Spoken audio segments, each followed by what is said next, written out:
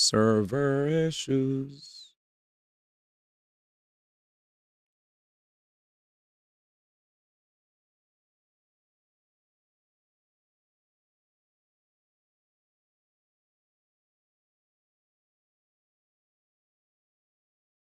Mm-hmm.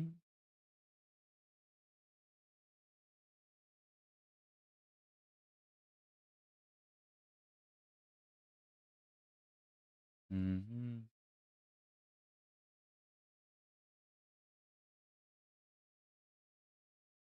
Damn, man. I hate when this happens. But it's all good. We're back and we're gonna make it work. Sorry guys for all the delays. So stupid.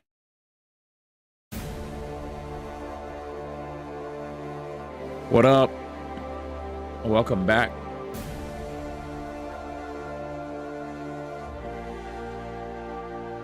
Join your world. Did you have anybody else visit your world yesterday? What up, Happy? What up, Rocket? Oh, no. Oh, Jesus. That's great news.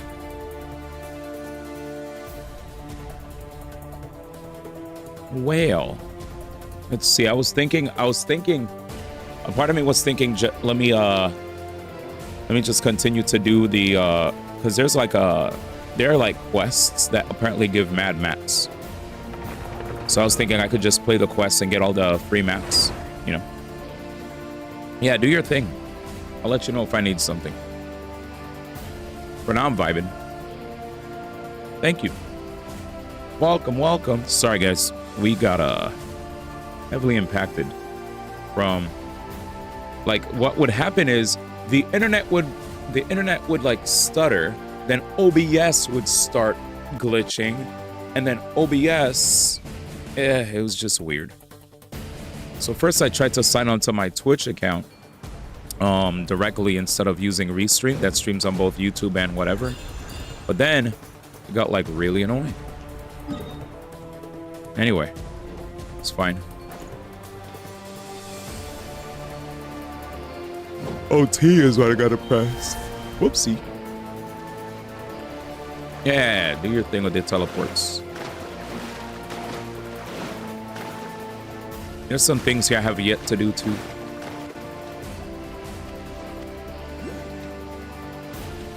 Winners just win, bro. The story. This a beautiful story, ladies and gentlemen. When winners be winning. When winners be winning. You love to see it, man. Congrats, brother.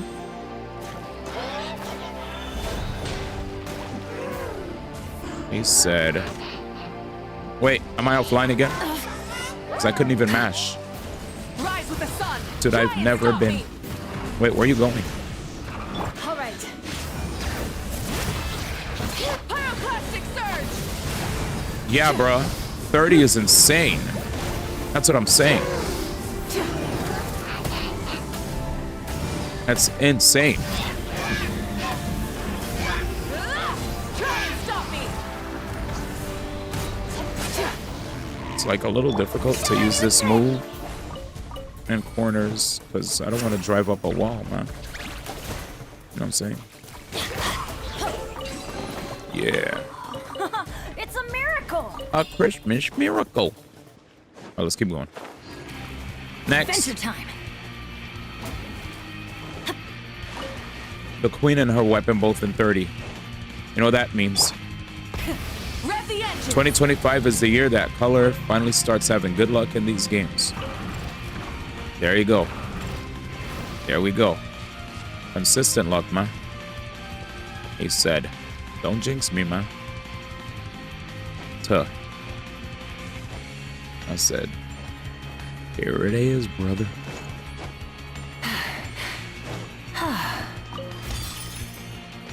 Best of luck.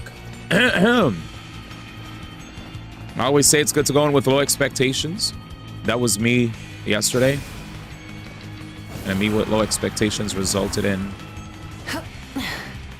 some crazy shit. Dude, I hate when my stream just keeps crashing. And then all the yap that we enjoyed is now gone. Where's my yap? I could have just shalonen. I could still shalonen. Good. There you go. There's more. But wait! Performing indwelling and talk to blah blah blah blah. Nah. I saw one of my friends, by the way, in a. So I just checked Instagram. One of my homies in a. All right. One of my homies in a temple got a.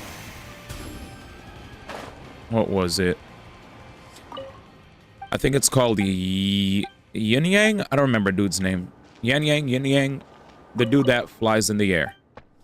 He got double Carlotta and then a Yin Yang, something. Lin Yang. Yeah, so he got 3 5 stars in one temple. I was like, that's crazy.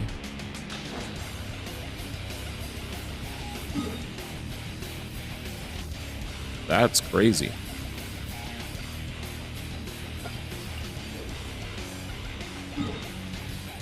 I hear I see no evil.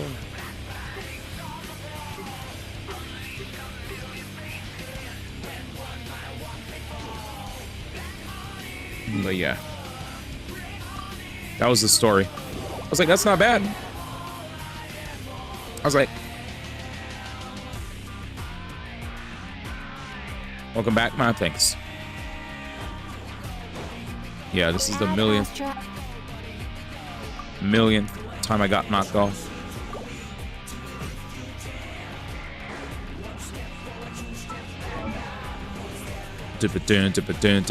What's today's stuff? Today feels like such a Sunday, bro. Like, that's another reason why I was low-key kind of dead. I was like, bro, why does it feel like a dead day, man? I was like, I was asleep, bro. It's New Year's, that's why. But it's good. I am a love me. How much do I need for this character? So she needs 12 of these, and when she goes to the next level, 20 of these. So 20. So, okay, so if I take away the 23, I need 9 of these. Got it. And how much resin do I have?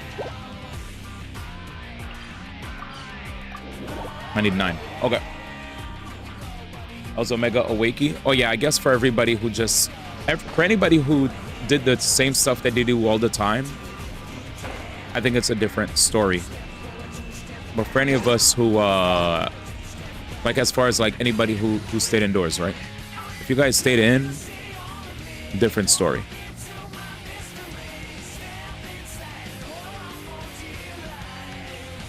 I applied for vacation. You remember too, right? Mer, mer, mer, mer.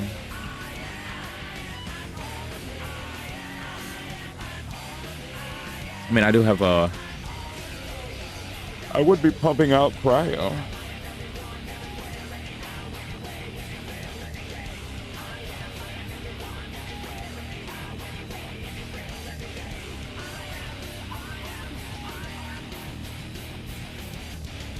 I am.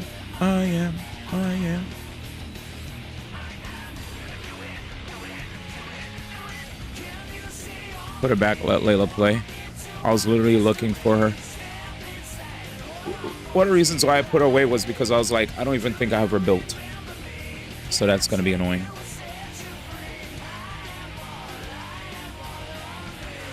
So let us see light again after Sitlala.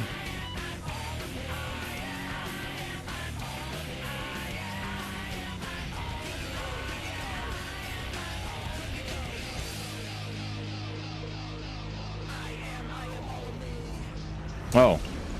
Oh, they really put her up high. Oh, she's right there. Okay, my bad.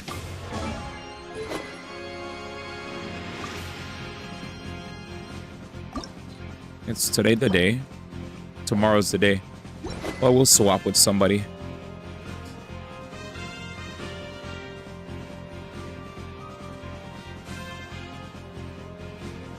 I mean, 80's fine.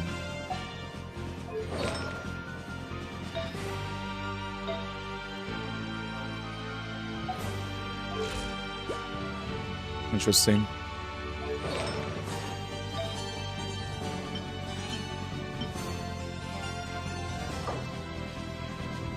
Oh wait, no. Leave Zhongli alone. Leave Zhongli alone.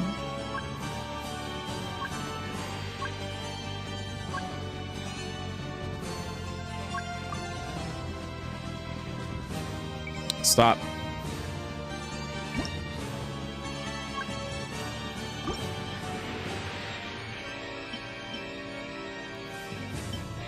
Bruh.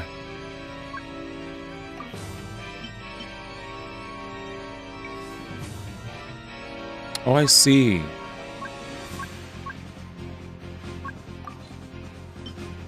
I made a boo-boo.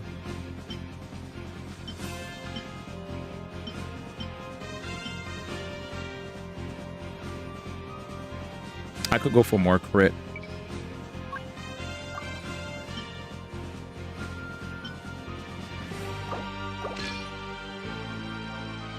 Bruh, does she not have crit rate here? She does. Oh, I see. Why is that the case?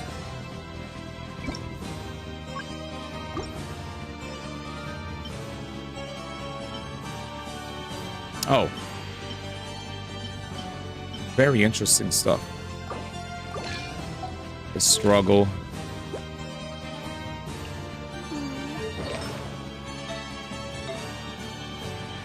Oh, I see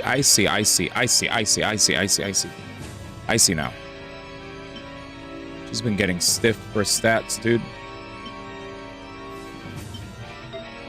I mean, take any crit you can get, whatever. HP. Jesus. 2.7. This is so unlucky. Haha. All these, oh man, my tenacity, I gotta go ham on tenacity, bro. We should, Yeah, I gotta go ham. My tenacity shits are garbage. Jeez. Let's ride. Full throttle. Okay, it's active. My guiding stars. Everybody stand back. Here, I use Mela and Walwika and Abyss before I got Alias fine. Nice. What's up? What's up, baby? What's up? Stars, shine for me. Not now. All right. What up, man? I'm going in. Oh, Try and stop me. I don't even think my thing's active. My guiding Yeah, it's not. stars. Don't be scared. I don't even think my kick's active. None of my shits are. I'm not doing any good rotation. I'm just spamming and doing baby damage. Sucks. Alright, let's do this again. Can't afford any more. I'm spamming. Not now. Stars, shine. Light it up. Light up the blazing sun. Jim. No damage. I like my Ganyu team better. Let's Jim. light it up. Everybody stand. The night is cold. Don't be scared. This game is... It's fine. I guess I gotta look at my numbers again. Let's ride. I forgot my numbers. Surge. Let me... I was just mashing. I was... Duration 12. 12. 12. This is 15, right? Duration 12. Okay, it's 12. 12. This is also... This is the lowest. This is like 9, right? No, 15? Source sample activation duration? No. How long is the buff up for, chat? Is it this? 15? Is it 15? 18? 18? 15. Yeah. So source sample activation duration is 15. So Shallonen Bennett. Shallonen Bennett. And then her shit is 12 though. So I guess Shallonen Bennett, her. So I like Gagne. But artifacts are longer. Okay.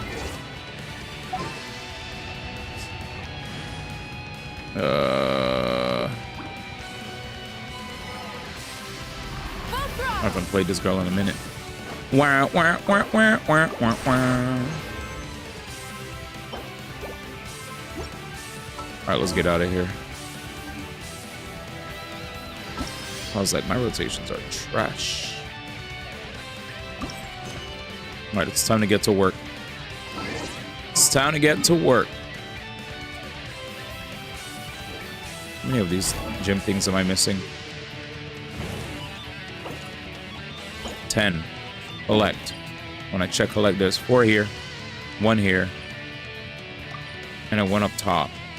I don't know where these are. These keep saying that they're here, but I can't find them. Alert? No problem.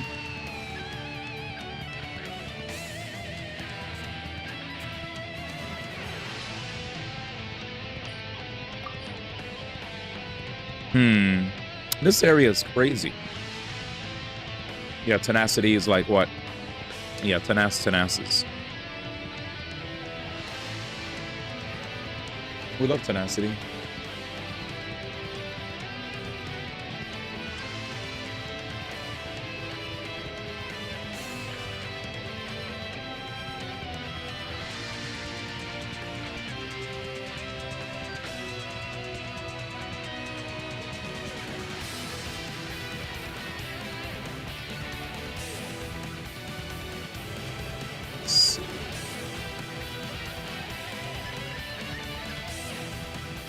Give me a second, chat.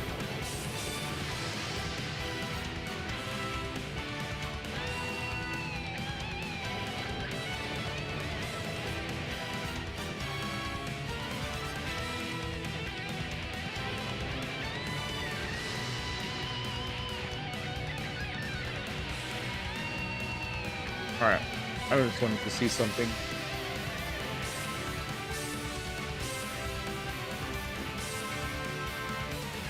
I'm back. Yeah, that's what I hate about it too. Shit doesn't show everything. Like there'd be times where I'll check it and it'd be clearly other stuff on the map.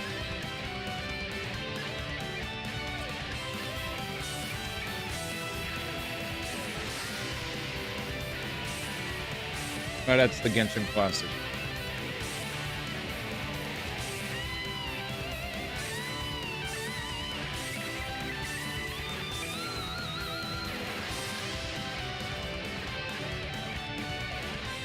See. Apparently there might be some here, ma.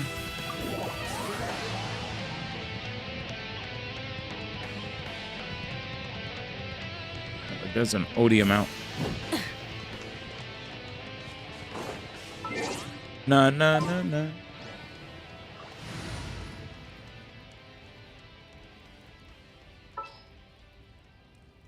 The only person that does dowsing is this character, right? Oh,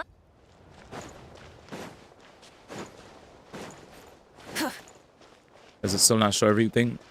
Yeah.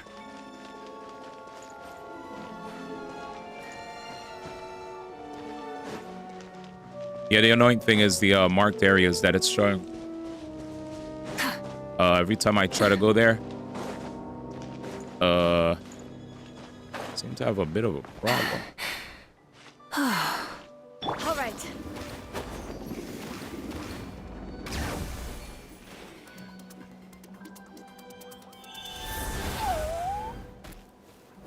You finished the world quest yet? Nar. So, yeah, I went underground already. I was just underground for a grip. I was being glazed by a character. Nice. They're glazing. They're glazing.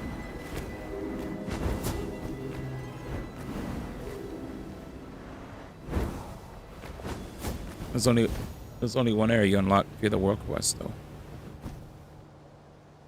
Okay.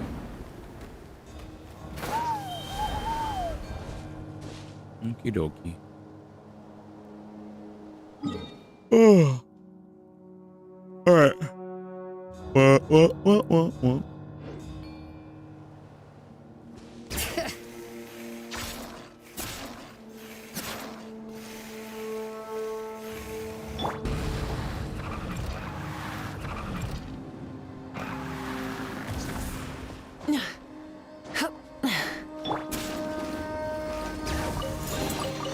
There's a lot of good stuff in here. Want to split it?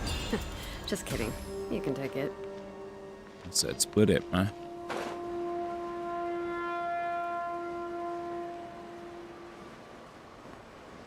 Said, do you want to split it? Yes.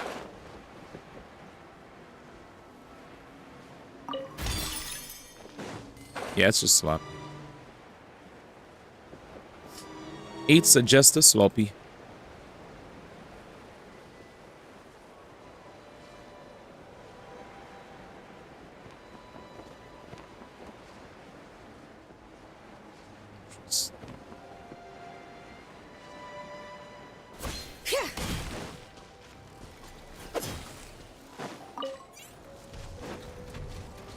Crap. Burn it down! Hear the echoes of the... I'm going in! Off we go! Let's ride! Wrath from the skies!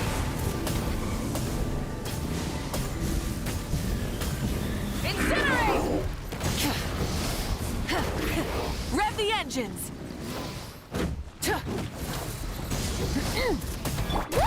Anyways.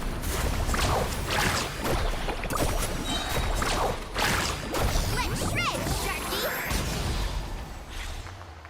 See you later, Jimmy. See you later, Jim Henson. I am. Need a surfboard? I am. All right, so I guess I'm gonna have to figure out how to get in here. Because her brother is lost. Off we go. Yeah, I don't know this part. Okay. I don't know that part. I went all the way up. I guess this is all part of the questing.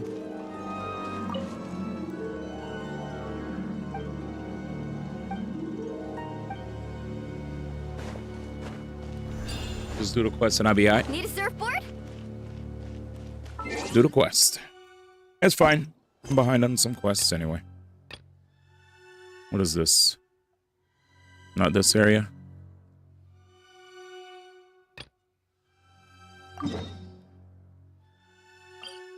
Enter the ruins. You can use the bird. Yeah,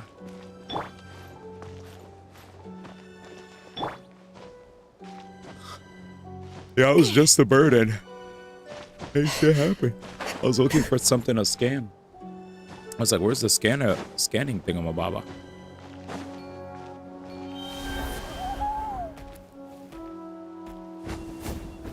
This thing here?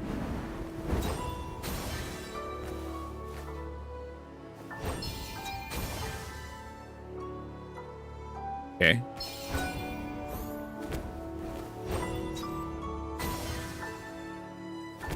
There's no like E.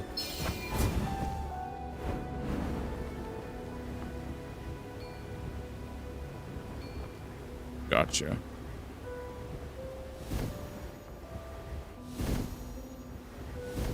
This.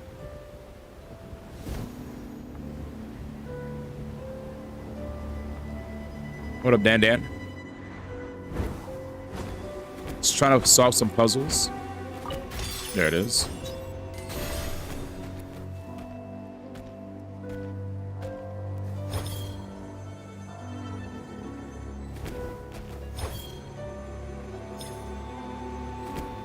Let's see.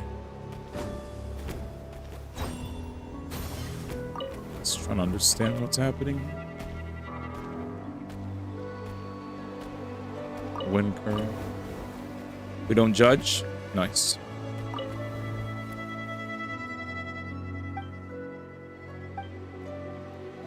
It's actually a ring, not graffiti.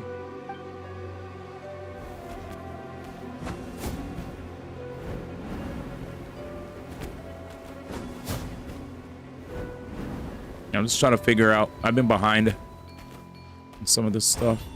I guess this is the ring. Sick. Yeah, I wouldn't have known this. Thank you. Based assistance, chat. Based. Based. This changes everything. Thank you.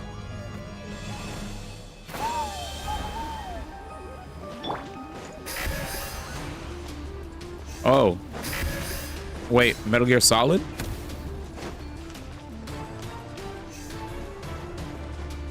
Hip.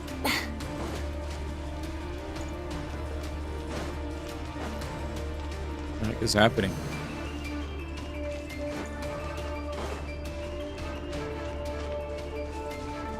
Rise with the sun.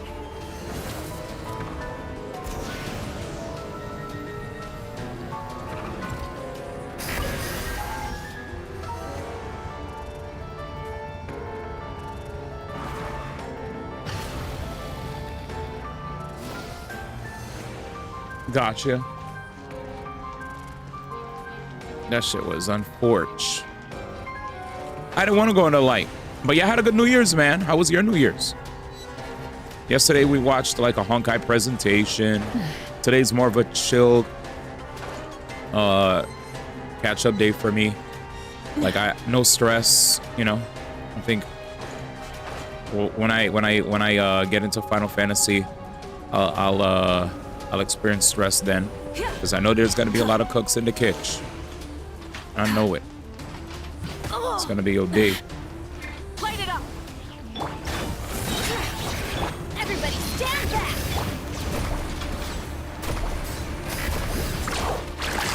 I have to remind peeps to relax. Let's ride. Pyroclastic surge. Sit books in the fucking kitchen. Play my way or the highway. All right. Letting brave names echo. Going in.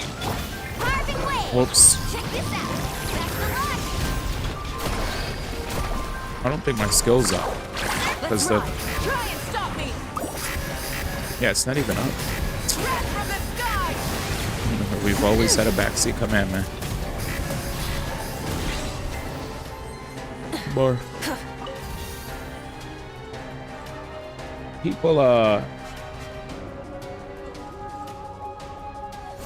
where is it? What's it called?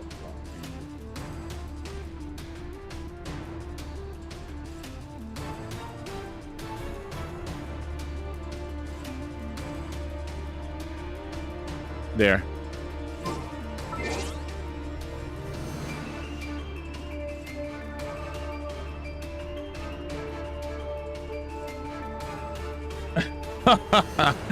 This is OD.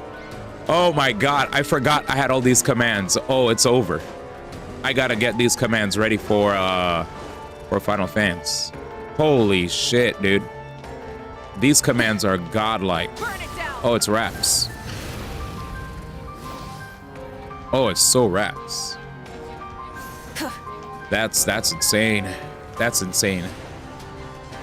Yeah, I had to have 5 because every time people come in and they see something they love, they yap, bro. They yap forever. You know, yo, this next scene's gonna be okay. Like, don't emotionally prime me for what's gonna happen. Just be quiet. Yo, you about to cry right now. Nigga, why did you say that? Now I'm not gonna cry. Thanks. Oh, my bad.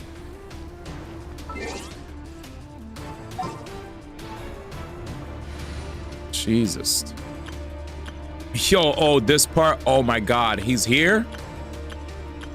Like, they don't realize when they do that, I'm like, I'm going into this completely, like, can I get the nice feeling of being caught unawares, man? Can I just get it, man? Yo, you about to be swolled right now. Hey, man, people be... I don't think they realize the error in their ways either. To them, they're like, what's the big deal? I didn't say any spoiler. Still, don't emotionally prime people too, because think about watching a movie where the director does an amazing job at making you think all is well, nothing's gonna happen. You don't have to be ready for this part until somebody goes in, yo, this next part though, bruh. Yo, he can't believe this. Watch, y'all. Bruh. Stop. Oh, wait, this is your first time? Oh, shoot, I didn't know, man. Blind 6. Oh, the Blind series is insane.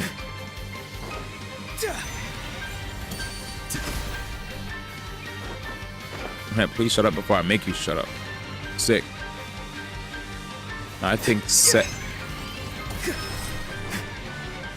that's about enough. Yeah, I also thought, again, I also thought, you know, again, on the subject of, if you guys are not joining us, I was telling chat on the subject of Final Fantasy. While I know there's probably peeps that would want to see me play it like immediately, I was like, for New Year's, there's probably a bunch of us that aren't even here. You know what I'm saying? They're probably just coming back from vacation or whatever. So I could use this day to enjoy my expansion patches in peace and not have anybody you know, be pushing me to play whatever they want me to play immediately. Instead, I get to chill. About to play Blind 6 of ZZ's asked me over. Well, the thing is, if you lost... Oh, let me teach you something, Jinto. The way these games work is, if you lost your 50-50, the next character is guaranteed. Did you know that?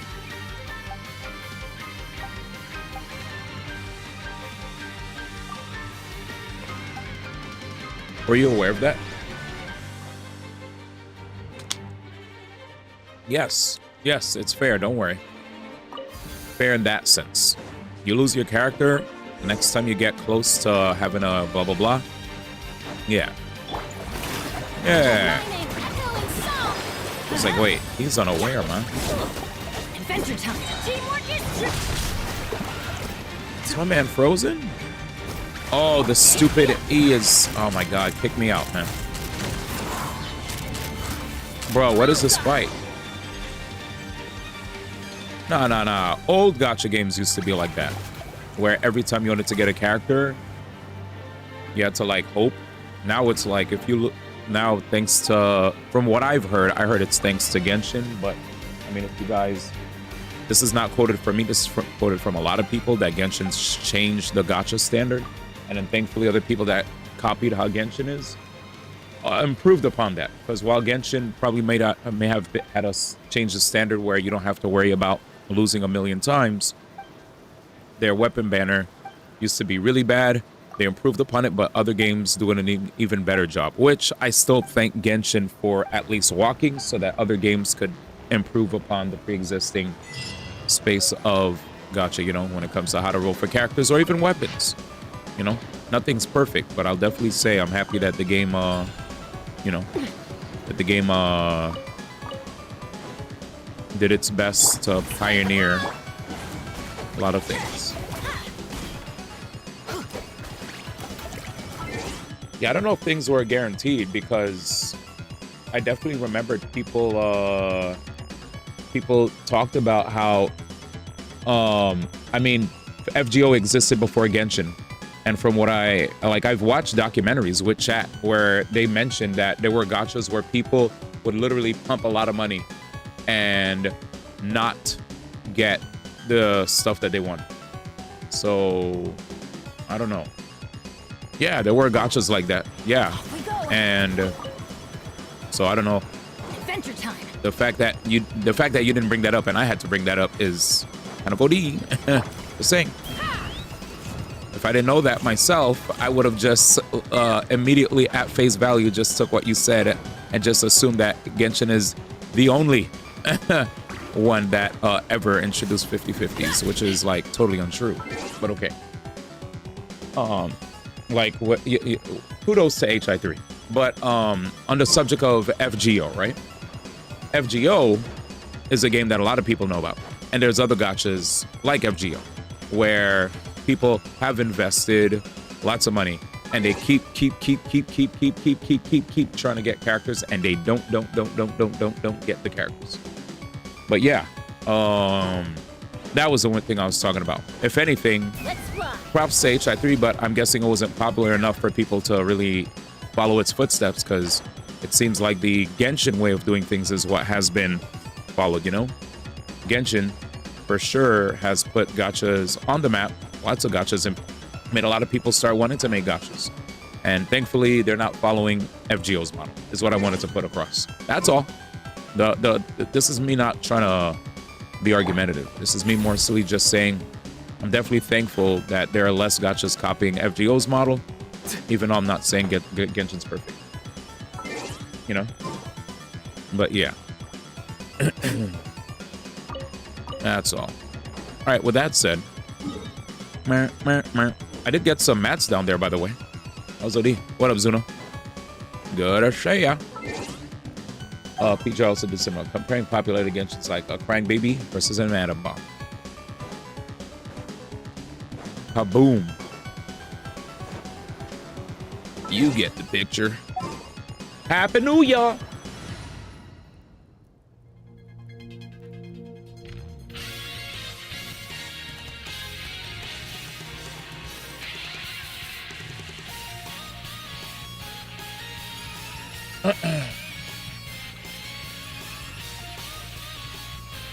I mean, it's sure with Genshin's that specifically 50/50s, whereas other games had guarantees or 80/20s or something like that. Or they just never had guarantees, period. Right? Some games just didn't have guarantees.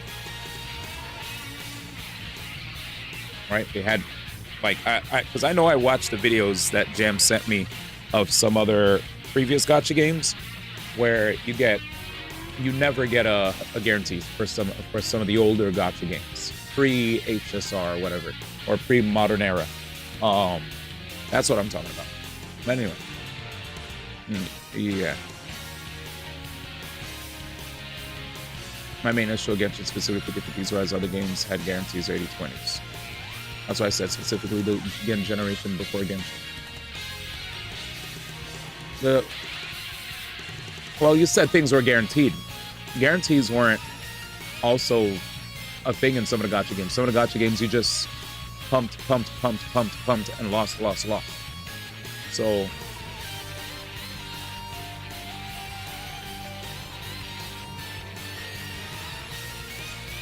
I don't know.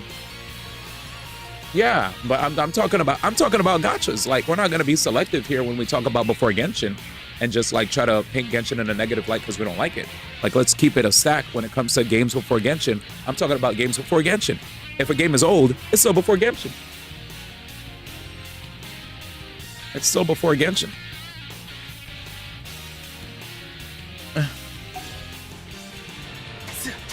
I'm just trying to say that. All I'm trying to say is, all I'm trying to say is this, that the popularity of Genshin has allowed for us to enjoy a future where, thankfully, these games that we're playing, whether it's Zenless, whether it's Wuthering Waves, whether it's HSR, thankfully, due to that game's popularity, right, we're seeing a lot more games that aren't copying from the older gacha games that didn't have guarantees. That's all I was saying. Yeah, that's all I was saying. Nobody said everything it did was good. Nobody said it was perfect either. But okay. I make sure to. I always late in everything I say in disclaimers for any pushback that I'm for sure gonna get whenever I say anything. I always late in it in asterisk, you know. Like I don't speak in absolutes because I know there's always more to a story. Yes, I did. I literally said it wasn't perfect. I said it was, while not perfect, it I could repeat what I said. I said while the game isn't perfect, right? Thanks to it walking, it allowed for other games that while it may have like a weapon banner that's not perfect, there are other games that have better weapon banners. Thanks to Genshin walking, other games have ran. Is that not true? Thanks to Genshin, I literally said that. There's other people in the chat that can 100% vouch for me. I could look through my VODs when I said it. I said, thanks to the popularity of this game, other people saw, oh, look, this is working. Let's include this in ours or improve upon it.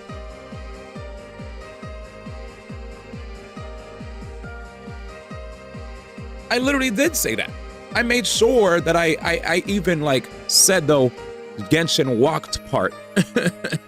the reasoning why I said Genshin walked so that others could run is because like Genshin definitely had a shitty weapon banner and the weapon banner still sucks. Like I remember I touched on a weapon banner specifically. You just touched on the 50-50s. Saying that 50-50s were never a thing. With games that were games that came out before Genshin but weren't old, because I was referring to the old generation of gacha, right? Like the gacha games that obviously came out, like PGR or the HI3, while they existed, they didn't have the worldwide pull, the gravitational pull that Genshin had, right? So what I'm trying to say is, yes, Genshin ain't perfect, right? But I wanted to put a cross on the conversation of Jinto got them hands. He was under the impression that if he lost a 50-50 for Miyabi, that he was going to keep losing 50-50s. This brought me back to a conversation I had with Jam Losing the Game that talked about old gacha games, where people would, like, maybe I have to say the word old man times, where people would roll and they would roll and they would roll and they would keep losing and they would keep losing. Oh my God, an SSR, lose, SSR, lose, SSR, lose. That's what I'm talking about. I'm not glazing Genshin. All I was trying to say is its popularity, which is like a fact, spawned all these other copycats that are building upon its foundation and even improving upon its foundation. I think we can all agree on that, no matter how much you may not like the game or what aspects of the game, right? You may like it, but you may not like aspects of it. I'm in the same boat of not thinking any game is perfect. There's always things we can improve upon. With that said, I just was talking about 50-50s. That's it. You just made it sound like Genshin was the sole cause of it. Genshin's popularity definitely led to a lot of people copying it. And if we can't acknowledge that, then, you know, it's like Kai Cenat, right? Let's be real. Kai Cenat is not the sole reason why there's this big wave of W and L viewers that are joining Twitch, right? All these people that love like hip hop and basketball all joining Twitch. No, Aiden Ross is. Aiden Ross was like the guy that put everybody onto, like, he changed the IRL just chatting section on Twitch forever. He's the guy that started bringing mad celebrities on. Yes, Ninja brought Drake, but it wasn't to the same effect. They just played like Fortnite like one time and it was cool. Shout out to Ninja at least showing us a glimpse of what that's like. Shout out to Ninja. But Aiden made that a regular thing. Like collab with celebrity after celebrity after celebrity and a bunch of crazy IRL streams and just catering to the younger generation of viewers that love rap and basketball and, you know, bringing together just a whole bunch of people who love that urban stuff, right? Kai Cenat, though, while he didn't usher that in, he popularized that even more so and created an even more refined blueprint that everybody saw, and he took it to the next level that Aiden never was able to take it to, where he got like Drewski, Kevin Hart, and just anybody, Bill Nye. He started creating a blueprint to the point where people now start playing music. Like, yes, everybody had a soundboard, but now people are literally biting Kai Cenat's swag. They play the specific songs that he plays whenever he says motivational shit. Whenever sad shit happens, they play the same sad shit music that he plays. Whenever he's mad about something and he wants to get a point across, everybody and their mother is stealing the same. They're literally jacking his swag. Now subathons have been a thing before Kai Cenat. But Kai Cenat took subathons to a whole new level, popularized it to the point where there's people even doing fake ass subathons with their Temu versions of celebrities coming up to their streams. I've seen people bring up Temu ice spices, bro. So, you know, what I'm trying to get across is nothing about a definitive, they're the first, like 100% shadow of a doubt. No, they popularized this thing to the point where everybody couldn't ignore it. And they couldn't help but copy off of it because they're like, this is the winning blueprint. That's all. Okay? Okay. All right, we're done. All right, we're done. Zayas definitely helped. A lot of these guys got help from who they got help with. Yeah, Zayas put on Aiden Ross. Aiden Ross also got put on by Bronny. He didn't go to school with Bronny. Yeah. Can you name others that could help? PGR, HI3, etc. Yeah, but the thing is, that's why I say popularize. Because you could say PGR and HI3 and all that stuff, but like most of the people will know Genshin. So it's safer to just say thanks to Genshin's popularity, because it's true. Like a lot of niggas do copy Genshin, right? A lot of niggas do. Like they probably seen PGR, they probably seen HI3, but what took the world by storm? And let's be real, even if those other games probably continue to have guarantees, it's clear people are copying Genshin's blueprint. It's clear because they're putting 50/50s in and they're putting guarantees in instead of just like taking from the other games that just had guarantees, right? They're like, oh, wait a second. Damn, these niggas Genshin probably have a formula that we should also put into our game, but in other aspects we'll tweak it here and there everywhere. You know, that's all. All right, we're done. Well, I mean, if you don't like it, you could I still think we should be able to thank it for being able to inspire a lot of these other games, right? Like if you don't like it, I'm still gonna say it. I'm sorry. Respectfully. Because like due to its popularity, a lot of these other games have copied its formula. It's facts that they all started copying it. If you don't like that I said it, I'm sorry. But like literally they're copying Genshin. Hoyoverse made OD money. But yeah, inspiring games, sure, but not inspiring their gacha. And we were talking about gacha, not the game. What?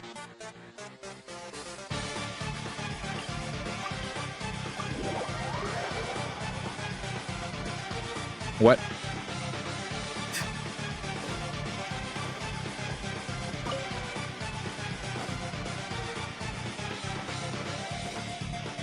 I don't like how all new games are copying Genshin's gacha system. Yeah, but they are, right? I know, but I'm saying in this instance, with regard to him losing his 50/50 and being able to get a guarantee, I'm just happy that he's able to get a guarantee, and that's basically it. Sorry. I'm sorry, brother. I'm sorry. I understand your point, though. But, yeah. You had it better before, and those few games that had it better before, but there's definitely a generation of games before that were not better, which is the point I was trying to get across as well. But, because they could also have just, like, done an FGO. They could have done an FGO. Or those other games that are just terrible. Solo leveling. Because there's even solo leveling.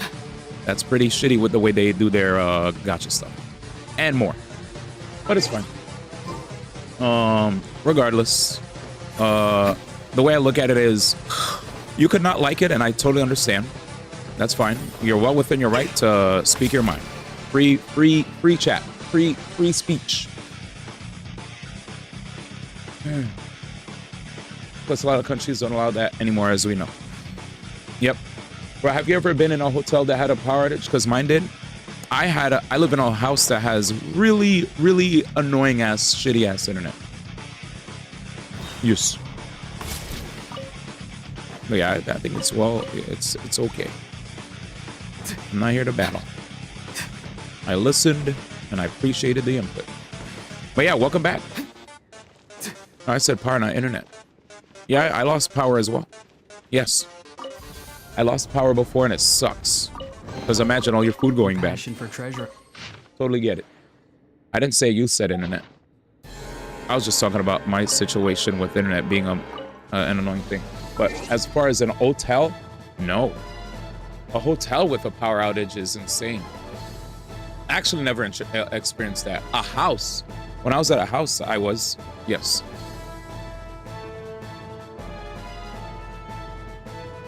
You know? Okay, but yeah, rereading, I totally get it. Inspiring games, sure. Not inspiring, they're gotcha. All right. But yeah, I reread it. I'm gonna have to leave a bad review. Leave a bad review. Leave a bad review, man. Leave a bad review. Farewell. Time to say hello. Well, I guess aside from what other games that every time gave you a free limited character, like every time, you know, aside from those few games that were mentioned, which that's insane that those games did that. That's awesome. It's unfortunate that no other games do that though. But yeah, whatever's affecting your power finally made its way to this part of Cali and hit the power grid. Odie. Yeah. That's fair. That's a fair point. That's a fair point. I guess to close the book on that conversation. On the whole thing. I guess we shake hands when it comes to the games being inspired. But my rhetoric was more so because I never knew a PGR, HI3 or whatever existed, right? So for the people that know those games or how the gacha were in those games, I can understand where you're coming from, and I could respect the begging to differ. I understand. I won't give pushback there, nor will I concede, because I was more so speaking from the uber predatory practices of back then without the knowledge of an HI3 or PGR.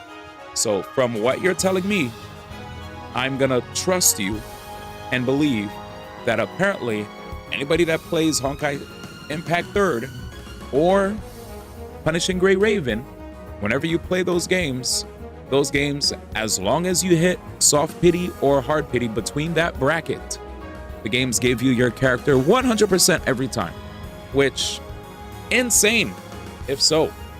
And I'm guessing, and I'm happy to hear that those games are still successful or are still around.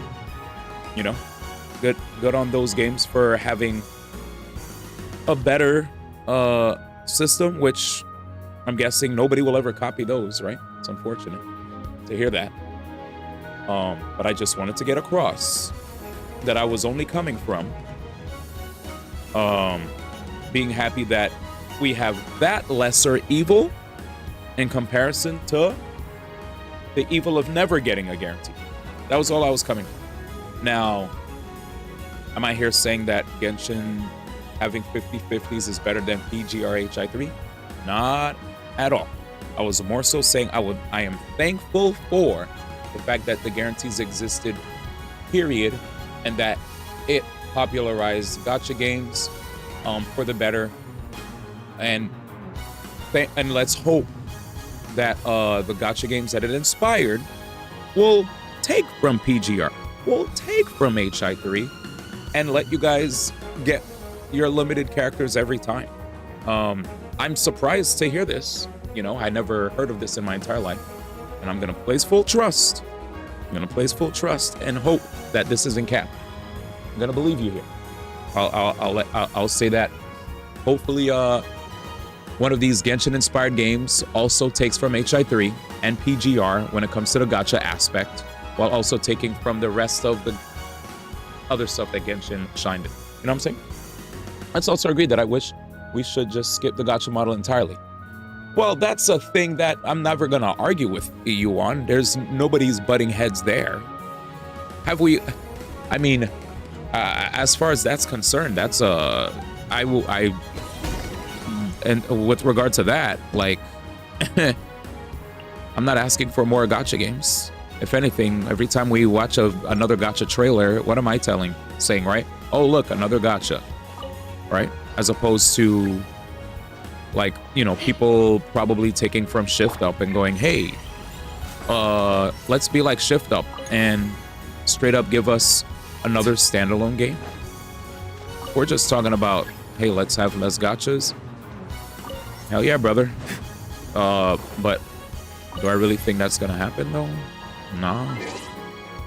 Just make a normal damn game. Shout out to Shift Up, that's all I'll say. And it's not cap. If you ever want to proof with HI3, I could show. No. I was saying, if you're I don't think you'd lie to me. I'm not even gonna ask you for proof. I was just saying I believe you. I was trying to show respect there. Since I've been installed, you don't have to show proof. I never think you're a liar. Ever. What's up? What up, Mr. Person X? Happy New Year. Shift Up in Grand Blue, the true goats. Facts. Yeah. I know there are times where we may not agree, but I do have respect. I do have respect. I mean, I think I try to make it clear that I have respect. And sometimes if I don't understand what you're saying, and I'm a little bit like, I'm not budging, sometimes I wait a bit, try to reread what you say and absorb it, say it out loud to myself, and try to see things from your point of view to really, and instead of dismissing the entire conversation, instead like reread it, understand where he's coming from, absorb it, and then restate what he said in your own words to really show respect to what chat's saying. Because I do respect you guys. You know, I may not immediately readily agree, but I'm like, let me see where they're coming from, and then reiterate in your head, and then come back. I hope you guys notice that I do try to do that. If you guys see that, thank you. Because I try not to be a dick. Let's see. Quest must be boring as hell. Oh no, I'm just talking with chat. Yeah, I see it most of the time. Odie. He said, sometimes you falter. It's fine, I'm not perfect, but I try. I do try. I try. It's hard. I'll say it's hard. It's not easy. It ain't easy. But I try. All right, let me grab a thingy. All right, let's see. Do I grab this? Oh! Let's grab this. Anyway, Happy New Year. That's what I wanted to also say. Good chat. Now I understand where you're coming from. And I move. But yeah, this is a cool quest. Wait, Lil, I thought you said you didn't do it yet. There's a chest. Let's rock. Don't tell me I just missed a chest, man. Oh, I did. Gym. Wait, how come I can't grab it? You know, I didn't see it because I was gapping. Oh, except 2 or 3 teleports up. I'm assuming they're open when I do the story, yeah. Both lights. I'm getting hungry.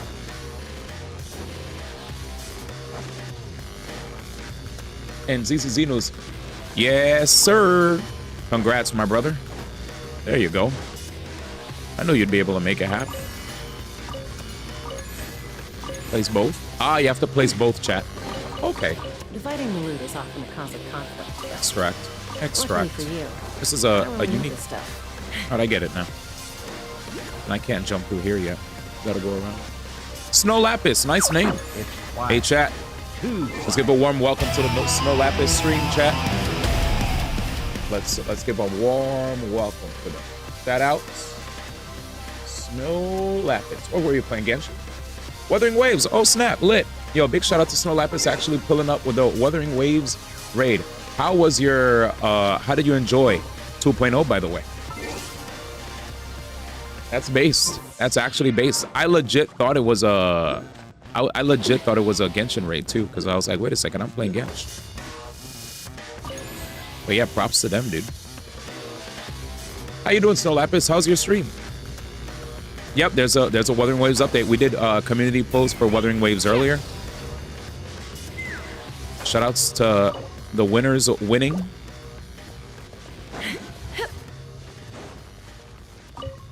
Oh, sick. Damn, beat me to it playing stuff on Steam Deck. Oh, it's all good. It's a world quest. I forgot there's an update for Will. Yeah, there was a update for Wuthering Waves today. Someone guiding. Yep, someone guided me here. Oh, well, whoever guided you here, I appreciate them. Conti, what's up? I got sick and missed the last few nights of Path of Radiance. Yep, we just beat Path of Radiance. We're gonna start Final Fantasy 10 tomorrow after Reddit. For everybody who's now here for the everybody who's now here from the Snow Lapis raid, I just wanted to share with you guys that my name is Z1. I play lots of different gacha games. I played 4 before, but I had to cut it down to 3. We played WoWa, ZZZ, Genshin, and HSR. Actually had a pretty damn good account in WoWa, but sadly, I had to sunset my account. But I am not a hater. I love WoWa. I think WoWa's great. And I still encourage members of my community that like WoWa to, if there's like trailers, if they want to do pulls, I'm still open to showing love to the community and reacting to streams and stuff like that. I used to, I beat the, what do they call it? Tower of Adversity. I did the Overdrive stuff. It was funny to me because I saw so much like drama where there was a guy by the name of Rexcellent who said something about how Western CCs can't even beat the hard content. They can't beat Hologram 6. And I was like, what? I thought it's normal for anybody to beat Hologram 6. I was so confused when I saw that. I was like, I think as long as you have a brain and you know how to build your characters, you should be fine, right? Beating any of the hard content. So that made me sad to see that there was like a little bit of a infighting in the community between Western and Eastern CCs, you know? Because to me, I thought like as long as anybody listens to, knows how to do rotations, know how to build their characters, build teams, you're good. We opened up Renacita and did some Vera posts too. Nice. Also said couldn't do anything, couldn't watch YouTube streams or play any games. Wow, I'm sorry, Conti. Are you better now? He stopped playing Wolf for Ananta? No. I just stopped because I didn't want to play any more open world. I'm gonna keep it a stack. Sunk cost fallacy with this game, plus the fact that I also didn't want to play 2 open world gachas. But I do love Wuthering Waves, and I welcome Wuthering Waves related conversations. You know, I also now that a decent amount of time has passed, I also was invited. Unfortunately enough, right when I sunsetted playing the game, I also got invited to behind the scenes thing that allowed me to check out the game and give some feedback with said game. So I made sure to still play behind the scenes and give feedback on the Renacita that you guys are able to enjoy now. You know, I wasn't able to, I didn't leak anything. I'm not stupid, but there were some people that did leak story related stuff because they were haters, and it made me sad to see, you know. I was like, why do that? Why be a hater? Yo, I'm getting beat up. Hello? Am I getting beat up? Oh, I'm not getting beat up. I'm not getting beat up. It was just Rex against the world. No one agreed with him. Rex and the elitist, it does have too much infighting.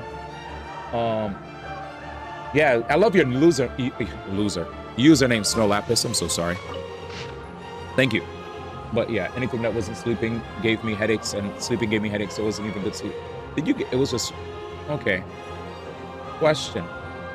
So, if you don't mind me asking then, so as far as that conversation was concerned, it was just Rexcellent that felt that way? I don't hate Rexcellent, by the way. but I just noticed that he, I guess, felt elitist when it came to... And I think the reason he probably felt like that was because there probably were Western CCs who were more popular for only talking about drama instead of showing people them like completing harder content. Because I would see some CCs that do have like lots of viewers, and when I would check them out, you know, some of them sadly were definitely more focused on drama and reacts than actually completing hard content. So shout outs to any of you content creators out there that legitimately like to beat, you know, keep it to the game, right? You keep it to the game. Just focus on the game, focus on enjoying the story, no drama. Drama's lame, you know? Nobody cares about that. Well, there are people that care about that, but I want to give kudos to you guys that don't care about that. You guys are awesome. That's all I wanted to say. Shout outs to you guys. Yeah, loser was an accident. I meant to say username. Sorry. Might be.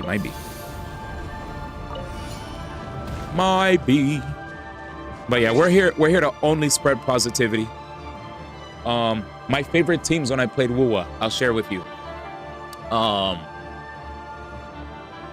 Encore, Changli. I would use String Master with my Encore. I would use Changli. With Changli, I think I used I didn't have her signature, right, chat? So I used the 5-star standard weapon, and I used a quick swap team where both of them had Inferno Rider, but with the 5-piece fire set. I forgot what it was called. Molten Lava, something molten. And then we had Verena as the support, right? And then my Jinshi team, I had Jinshi. I used to use Jinshi a lot with Yinlin, but when I got Zheng Liao, I started using Zheng Liao with Yinlin, and then I would use like Jinshi with Uncle, what's his name? What's the uncle's name? But before I got Zheng Liao, I would use like Jinshi with Yinlin, and I had Yinlin's signature, String Master. Pretty cool. Yay. Let's see. Yeah, I get Rexon's point. There's a ton of tourists in Wuha, but his way to go about it was not it. Yep. Yeah. Gotcha CCs. I gotta fill the 6 weeks between patches with something. Some of us be getting bored because they don't like playing the game. That's facts. Some people, they actually are more interested in, you know, they're more interested in spreading, I guess, drama than playing the game.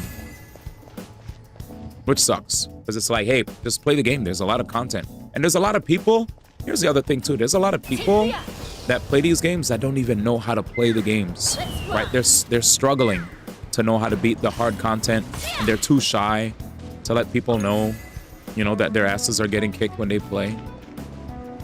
So it's like, yo, be that leader, you know, that lighthouse. Be that leader that can let the people understand how to play. Some of these people will play, and they keep losing, and they don't know why they're losing. Be that person that can help, you know, inspire those people that are having a hard time with the content that is perceived as really hard or impossible to beat. Be that leader instead of just always talking about drama, you know. So shout out to you guys. That's all I wanted to say. A big shout out to you guys for wanting to be a light in a dark world, you know. It's great to see.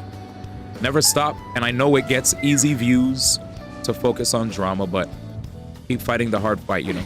Yes, you may comment on it a little bit, but don't make your whole stream about it. That's all I'm here to say. Take me up. Where am I? Wait, what are you guys talking about? But yeah, who do you play with your Changli, Snow Lapis? You got 3 of Rena's weapons now, if only ZZ blesses you with her. Wait, you got Rena's weapon 3 times on the weapon banner? How? How? You have her one shot out of the character? Running car came back, holy smokes. That's insane. That's insane. But anyway, what other gacha games do you play, if I may ask, Snow Lapis? Do you play like PGR? Are you super duper, are you like do you have like Kuro experience? Cheng Li, Yinland Shore Keeper, nice. You said, oops, Caesar might be. Caesar? But you got into the game really late. How do you have Caesar? Yeah, you don't have Caesar or what? It's like, this is cap. I don't want to call people cappers, but Off we go. That's gonna hurt in the morning. Whoops. Strike a pose. Yeah, Caesar, you don't have Caesar at all. Let the world collide. Let's light it Oh, up. did I miss? Okay, I'm getting beat up. What was your first pro game? Oh, really? Oh, what else do you play? Open fire.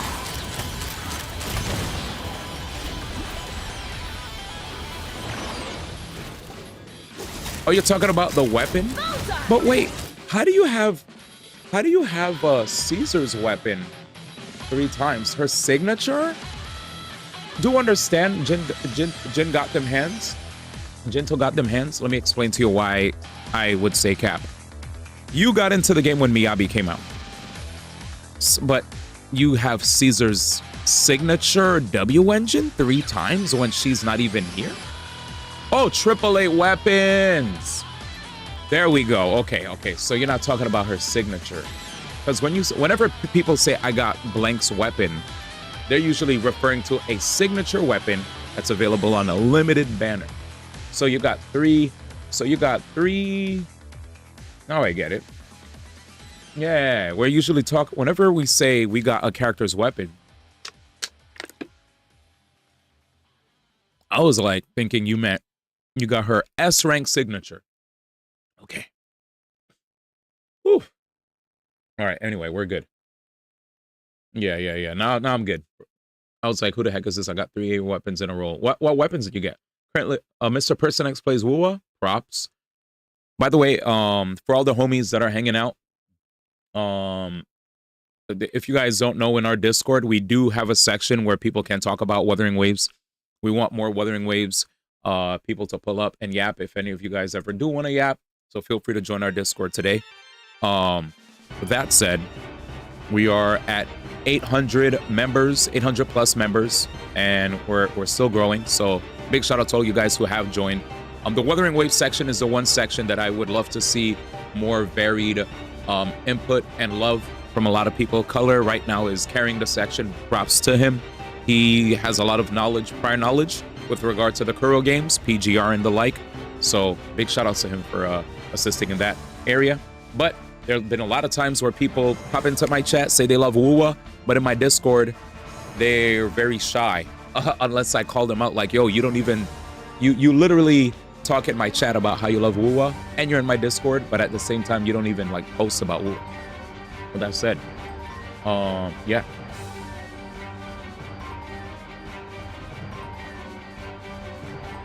Yeah. Oh, that's news to me. I got Bernice's W engine not long ago. Yeah, Bernice's W engine was available when Bernice was here. The moment Bernice is gone, it's not like it gets added to the standard banner, right? So like, what? Because I wanted to get Chingy's signature W engine. Once Chingy was gone, first off, I tried to get Chingy's W engine. I lost, and I got another W engine. I think I got Grace's, and then after that, I just had Grace's W engine sit there for a long time. Thankfully, Grace's W engine, I used it back then for Miyabi. I used it back then for Yanagi, but now I could use it for my Piper, but not my Grace. And that's the thing I'm talking about, her signature. Sorry for the confusion. I'm ever so shy about playing the game. Hey, you're not trying to get clowned on.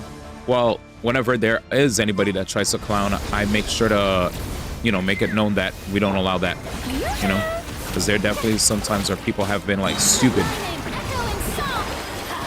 when it came to encouraging like Not too far now. lame behavior, Anyway, with that said, I'm sorry, chat.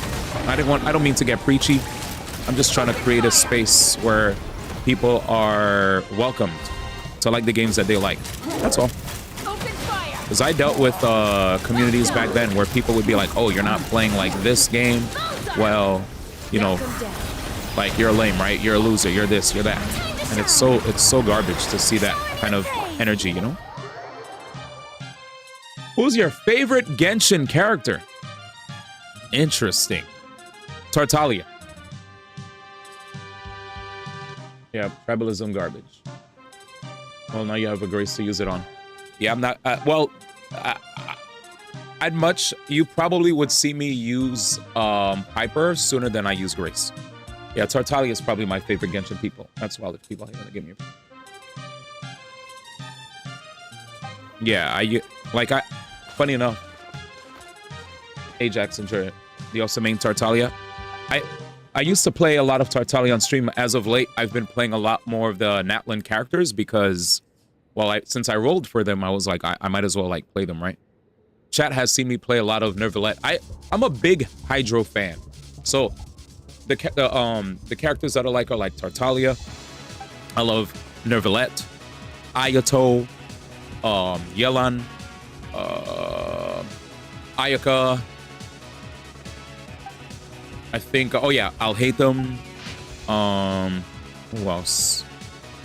Now that we're actually in Natlan, I do like Kinich, I do like Mawika, I do like Milani. I don't play as much Milani because when it comes to single target content, it kind of feels, I don't like just surfing and getting my stacks against like a big like riot, riot hunter. It feels kind of weird. I like when I use Milani versus like mobs. When I surf through a bunch of people and I get a bunch of stacks all at once, that's fun. But when I just see her like surfing in place, slowly getting her stacks, it doesn't give me joy. But I do like Arlecchino. I'm a big Harbinger fan. I like Harbingers, I like Archons, and I do like the characters that have like really cool combat animations like Ayaka and I'll hate them. Those DPSs are pretty cool. But yeah. Are you an Abyss enjoyer? Yes, when I played Wuthering Waves, I did Tarv Adversity. Chat always saw me go hard on Tarv Adversity. They saw me go hard in Overdrive mode. They saw me go hard on the hologram number 6. I made sure to beat, before Renacida came out, I made sure to beat all the holograms level 6. Yeah. I love doing Abyss. I love doing Spiral Abyss. I love doing Shiyu Defense. I love doing MOC and HSR. I don't like doing Pure Fiction or an Apocalyptic Shadows. Okay, but I beat those two. Yeah, I'm an endgame enjoyer. Yes. I don't really like playing Imaginarium Theater, but I beat that as well. Yes. So just to give you a heads up, that's why I felt the way I felt when I saw the Rex leaked messages about Western CCs and, their skill level when it comes to certain content. Because it's like, I was like, bro, I don't think I'm like a godlike player. I think I'm just a person that studies, tries to memorize rotations, tries to understand team builds. And then, I'll study stuff from other people that put stuff out there. I'll learn things from my chat. I'll learn things on my own. I'll put it all together and I'm like, all right, let's tackle this, So I don't know. To me, I don't think these games are that hard.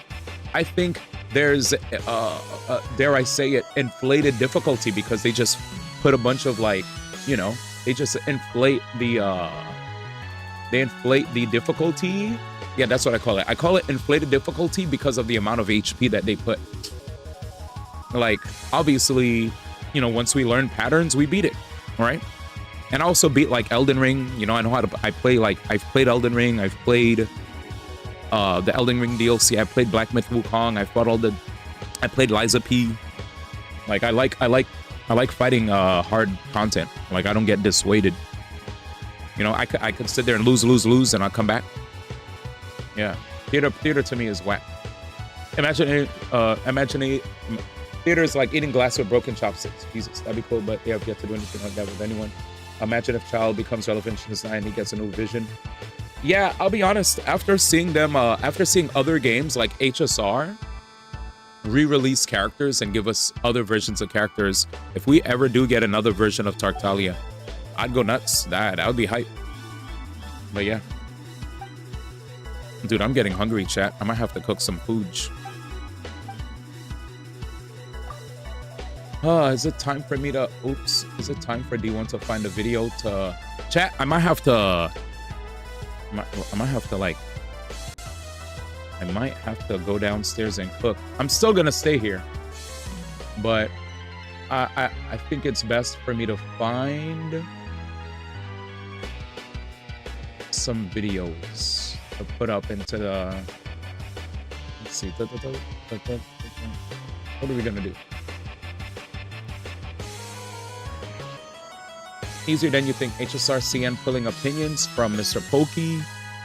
Interesting. Best and worst Super Mario games. Since we're talking about gacha, I could find a gacha video. I'm playing again. Let's see. What can I find? Damn. Let's see what you guys are talking about. When did you want to come to my world? You don't have to worry about it for today. I'm chilling. I'm just trying to... Today... Also, guys, I forgot to tell y'all. I'm a big JRPG enjoyer and a big single-player game enjoyer. But we also dabble in Marvel Rivals and fighting games. I love fighting games. So, I'm a very... Like, while you guys might have seen me overinvest my time in gacha today, this is because it's the new year and I'm kind of like...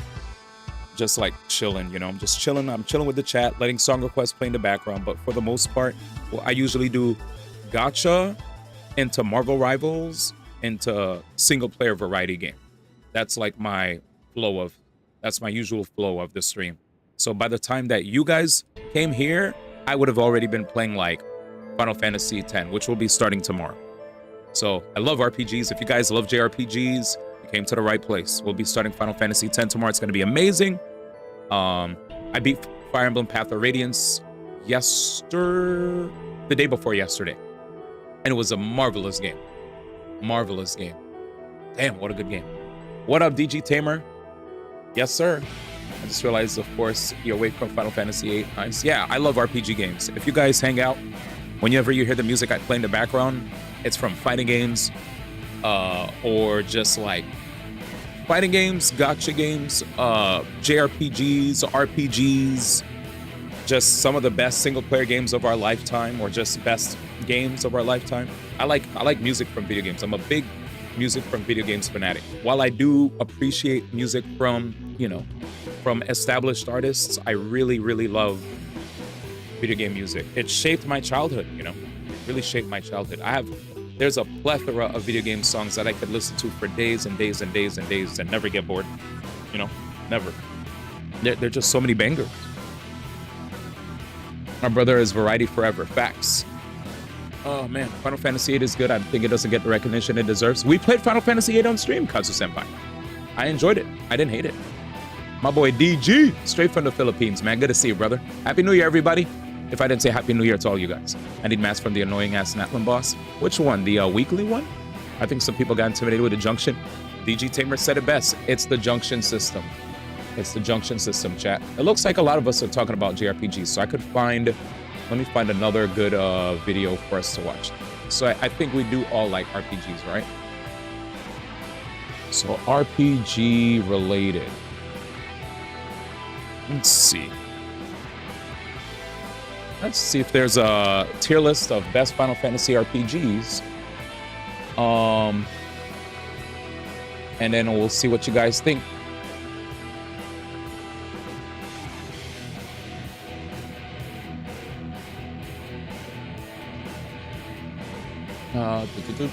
That way I could go downstairs and start cooking fast.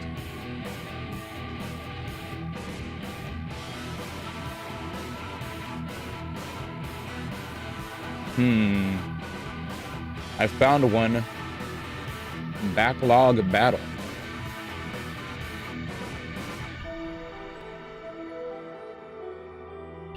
All right, so the first video I'm going to put up is the 20 best single-player games of the century so far. And then the other one will be the, a ranking of all 16 Final Fantasy games from worst to least. And I think this will be very fun. Chat, while I leave this video up, feel free to hang out. I just need to... I didn't have dinner. And I do want to go enjoy... I want to enjoy cooking downstairs. But once I'm done, it's It's gonna take me about like 20-ish minutes, right? Usually it's between 20 and 30. I try to get everything done as fast as possible. But yeah, I could feel my stomach hurting, and I don't wanna order out because it's wasteful, right? So we'll be back. Short chair stream, and then once I'm done with eating, we'll get right back to it. So the first video is just the 20 best single player games of the century. So 2020 to 2025. This is from our favorite YouTube channel that we tend to watch whenever I go on break, Mojo Plays. They have very, very interesting ranking system, I feel, chat. I feel like some of us have agreed and disagreed with Mojo Plays in the past. Let's see what they say here. I'll be watching along on my phone. But yeah, I just didn't want to pass out from lack of sustenance while on camera. So I'm going to go down, make food, and we'll be back. Anyone in there? Oh God, you look good. Looking good, actually. Welcome to Mojo Plays. And while we love all kinds of video games, nothing beats just cozying up with a good game and spending some quality time alone with it. And if you've been gaming for as long as we have, you know there are plenty of amazing games to spend your me time playing. Crazy fool. Why do you always jump? One of these days, you're gonna land on something as stubborn as you are. And I don't do bits and pieces. Before we continue, be sure to subscribe to our channel and ring the bell to get notified about our latest videos. Resident Evil 4. Why are these people? What are they planning? Honestly, either the 2005 or 2023 remake could have filled this spot, but we're going to focus on the 2005 entry for not only being a brilliant game, but also its impact on the entire industry. The Resident Evil series had always been a pioneer of survival horror, but for the fourth entry, Capcom and game director Shinji Mikami shifted the perspective on the genre, literally. Switching to an over-the-shoulder perspective opened new possibilities not only in combat, but also exploration, and offered players a much more visceral version of the game's traditional combat. The game's campy script and a new, more confident and quippy Leon put a new spin on the franchise that shaped not only Resident Evil, but also gaming overall.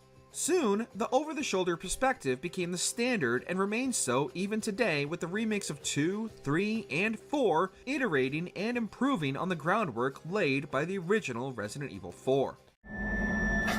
Where's everyone going? Bingo? Shadow of the Colossus 2018.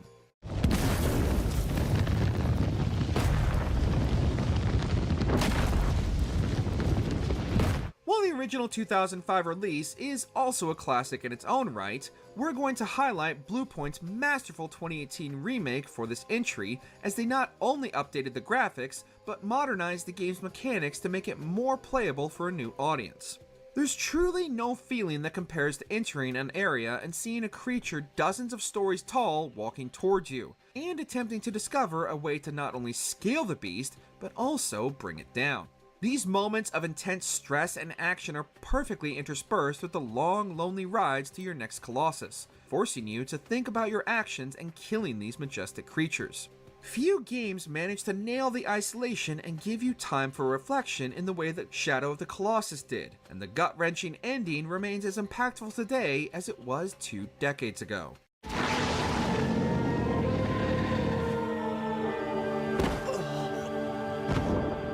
Portal 2. Oh, it's you. You know her? It's been a long time. How have you been? I've been really busy being dead. You know, after you murdered me. You did what? The cake might have been a lie, but that didn't stop millions from playing GLaDOS' games and making what was originally a pack-in title with the Half-Life Orange box its own standalone franchise. Portal 2 offered players not only brand new challenges, but a deeper look at the lore of Aperture, and just how far and deep the facility goes. Brand new mechanics allowed players to solve puzzles the way the devs intended, and also discover their own shortcuts. The new character Wheatley became instantly iconic, brought to life brilliantly by Stephen Merchant, and players were given a new understanding of GLaDOS and the purpose behind the tests. With even more mind-bending puzzles, a deeper understanding of the game's lore and world, incredible pacing and characters, Portal 2 is not only one of the best puzzle games of all time, but one of the best sequels ever, full stop. I had a pretty good life, and then you showed up. You dangerous, mute lunatic. So you know what? You win. Just go. Hades. Welcome to the House of Hades, where... Wait, I know you. Guess that means you died out there, huh? Well, don't be sad, though. Pretty much everybody dies sometime. Roguelikes are nearly as old as gaming itself, and while there have been no shortage of interpretations of the genre, Hades offered something for both fans of the genre and newcomers.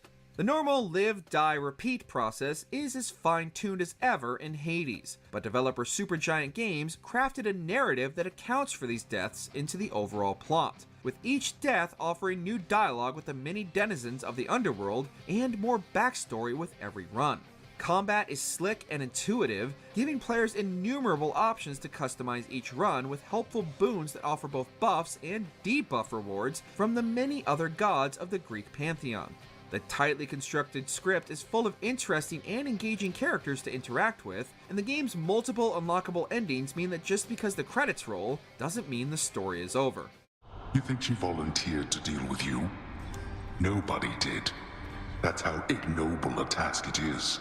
Fallout New Vegas. Whoa, easy there, easy. You've been out cold a couple of days now. Why don't you just relax a second? Get your bearings.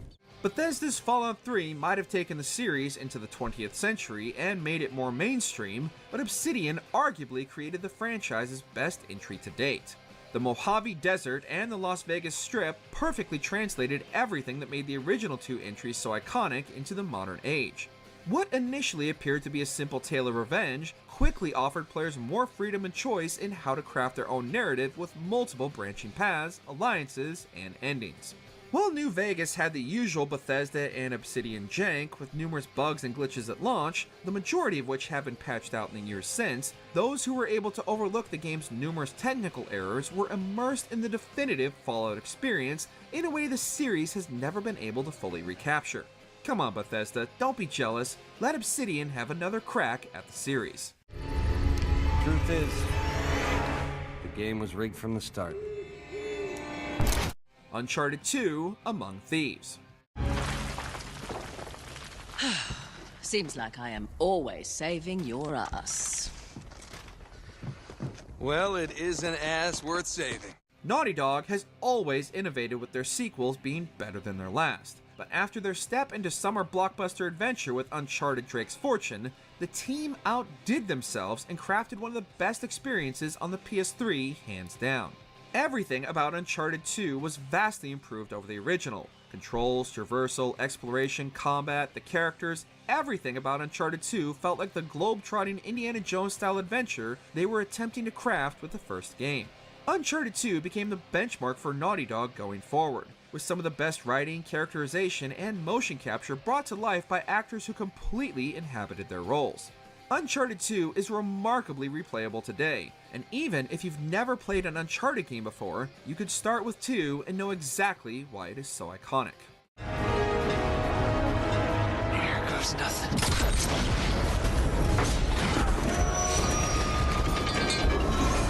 Bloodborne. Whatever happens, you may think it all a mere bad dream. FromSoft had already established themselves as a top-tier developer and solidified their Dark Souls formula by the time Bloodborne released in 2015, but not only did they make substantial changes to what fans knew and loved with their Gothic entry, they also crafted one of the best Souls-type games of all time. The Lovecraftian aesthetic is dripping from every corner of Bloodborne's Gothic nightmare, full of some of the best and most uniquely unsettling creature designs in the developer's history, with endless looping pathways and near-death encounters awaiting around every turn. Bloodborne isn't FromSoft's typical Dark Souls experience. You can feel the oppressive cathedrals and claustrophobic hallways closing in as you explore, and the changes to combat made encounters far more visceral, forcing players to react aggressively to enemies rather than strategically.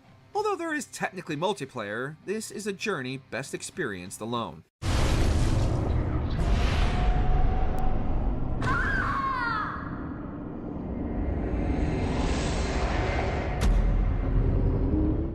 Batman Arkham City.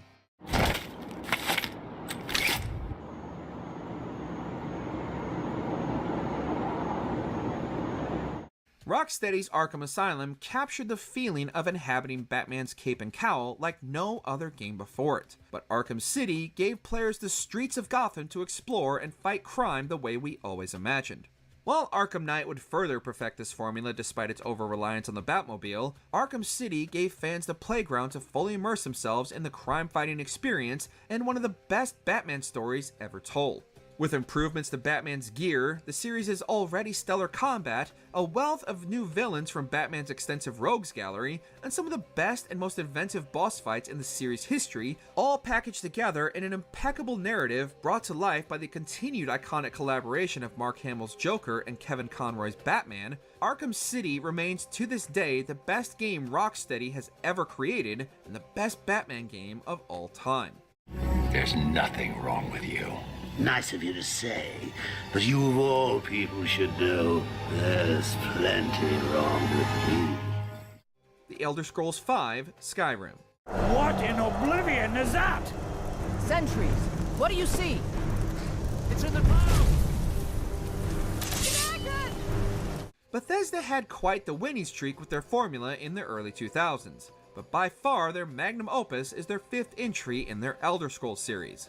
The entire world was impeccably detailed, full of hidden secrets and quests that would lead players to every corner of the map, oftentimes forgetting about the main storyline and instead getting lost in the experience. With countless ways to customize your character and playstyle, additional DLC only added to the experience and further immersed players in Skyrim's world, allowing them to build their own cozy little cabin or homestead in Tamriel. Sure, the usual Bethesda jank was ever present, but players discovered ways to make these technical glitches work in their favor and turned Skyrim into a well of meme material. Even a decade later, Bethesda has yet to recapture the sense of boundless freedom Skyrim offered. No wonder they just keep porting it to absolutely everything possible. Good to see you. Finally, someone useful is around. Grand Theft Auto 5. You remember the dreams? Couple kids pulling jobs, the big one. I know it sounded crazy back then, huh? But hey, you and me together again. Rockstar is responsible for pioneering the open-world sandbox genre, and with Grand Theft Auto's 5th mainline entry, the team at Rockstar almost perfected it. Returning players to the beloved San Andreas, the devs offered players a true playground to explore to their heart's content, full of various biomes, streets, expressways, and buildings for them to either live a peaceful coexistence with the NPCs or cause as much chaos as humanly possible.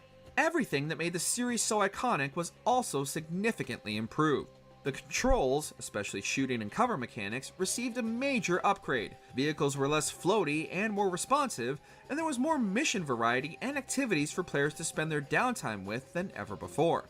With 3 different protagonists players could switch to at almost any given time, each with their own lives and missions to undertake, the incredibly well-crafted story full of memorable characters was Rockstar at its finest. Any more bullshit comes out of your mouth, you're gonna learn all about my past glories firsthand, you understand? Absolutely, sir. Halo 3. Cocky bastard just loves to run his mouth. Does he usually mention me? While an argument could be made for Halo Reach to claim this spot, we have to give the nod to Master Chief's final entry under Bungie's guidance. Master Chief might be continuing the fight, but in 2007, this was the culmination of Bungie's trilogy, and they sent the Spartan out in true heroic fashion. While the game maintained Bungie's rock-solid FPS mechanics, the devs added new gear and new melee options which could turn the tide of battle should Master Chief or the Arbiter be faced with overwhelming odds. With numerous twists and turns, new alliances, and tragedy, Halo 3 represented the best of what made the Halo series so iconic. Industry-leading first-person shooter mechanics and unmatched sci-fi storytelling with one of the greatest video game characters of all time.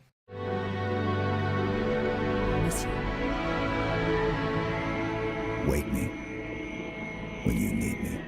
The Witcher 3: Wild Hunt. Greetings. Salutations! Whither do you come from, and where will you go? Hard to say. Seen a lot of the world and plan to see more. As have I, as do I.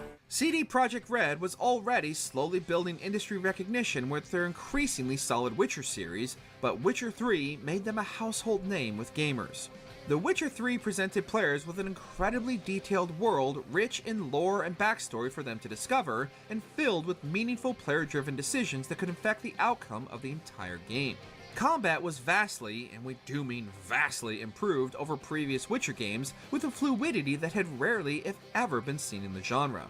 Everything about The Witcher 3 was designed to engross you in its world, with many of the game's side quests leaving more of an impact than the main narrative itself.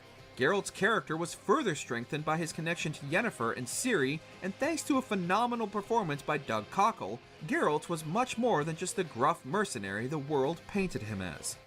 I'm so pleased the world's still able to astound you, Geralt. I actually envy you that sense of wonder, common in children, knights errant, and morons. Mass Effect 2. Is this a volunteer job, or am I being volunteered? You always have a choice, Shepard. The Mass Effect series might very well be BioWare's magnum opus and one of the greatest video game trilogies of all time, but the franchise's second entry remains its best and strongest. With greater world building, better dialogue, and character interactions that further allowed players to customize their version of Shepard, as well as higher stakes than anything in the series before or since, Mass Effect 2 is not only the best entry in the trilogy, but stands alone as one of the greatest RPGs ever made. BioWare made meaningful improvements in nearly every department, particularly combat. Getting to know your crewmates and companions was integral to the story and could affect the overall outcome, with some or all of your team being sacrificed due to your decisions based on how well you got to know them. Mass Effect 2 raised the stakes for every subsequent entry in the franchise that none have managed to match. From now on, I'm doing things my way, whether you agree or not. Don't turn your back on me, Shepard. God of War 2018. Can you kill something that big? If we can catch it off balance. Santa Monica Studios deserves all the recognition and accolades they have received for Kratos' growth as a character between the events of the Greek saga and God of War 2018. Where there was once a brash and impulsive Spartan consumed by his revenge, longtime fans got to see a remorseful, older Kratos trying to live down his past actions so as not to repeat them with his young son, Atreus. The world of Midgard offered players not only a brand new pantheon to explore, with its Metroidvania-style level design, but also a new combat system that was somehow even more visceral than Kratos' early days, and yet felt just as fluid and responsive. By giving fans a new introspective Spartan, Cory Barlog and his team evolved Kratos in every meaningful way and set the Spartan up for even greater adventures in the future with an older and wiser God of War. You will always be a monster. I know. But I am your monster no longer. The Legend of Zelda: Breath of the Wild. The Legend of Zelda series has long been one of the most innovative game franchises in the industry, and with Breath of the Wild, Nintendo rewrote the book of not only the long-running adventures of Link in Hyrule, but open-world sandbox game design. Giving players an unprecedented level of freedom, seriously, even now players are still discovering ways to use the game's physics, Breath of the Wild set players loose in a ruined Hyrule and dared them to save the kingdom their way. Breath of the Wild's narrative took a more Dark Souls approach to storytelling and let players uncover as much or as little of the backstory as they wanted, while giving them the tools to craft their own journey. With dramatic changes to combat, including the controversial weapon durability system, an unrivaled physics system that rewarded experimentation, Breath of the Wild redefined not only Zelda games, but open-world game design. BioShock. I chose Rapture.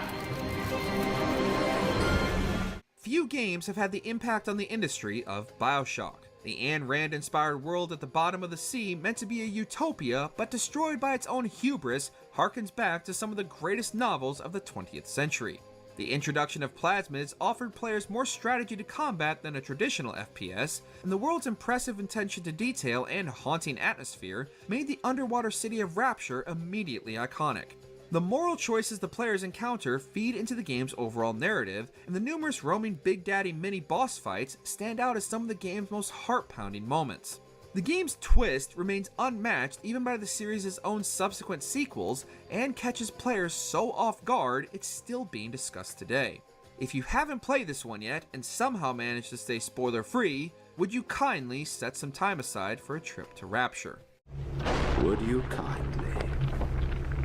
Powerful phrase. Half-Life 2. Dr. Freeman, I presume. I better hurry. Valve might not be able to count to 3, but we'll be damned if they're still not some of the greatest video game developers in the industry, even if they're not the most prolific. After redefining the first-person shooter genre with Half-Life in 1998, Valve did it again in 2004 with Half-Life 2. Crafted using the then cutting-edge Source engine, no game prior to Gordon's second outing had the level of realistic physics and facial animation as Valve's highly acclaimed sequel. The amount of freedom offered to players was unheard of, with each new area consistently offering players new ways to interact with the various enemies and environments. The scale of Half-Life 2 set the benchmark for narrative first-person shooters going forward, and is the lightning in a bottle many developers are still attempting to recapture even 2 decades later. I trust it will all make sense to you in the course of... well, I'm really not at liberty to say. Ghost of Tsushima. Save yourself.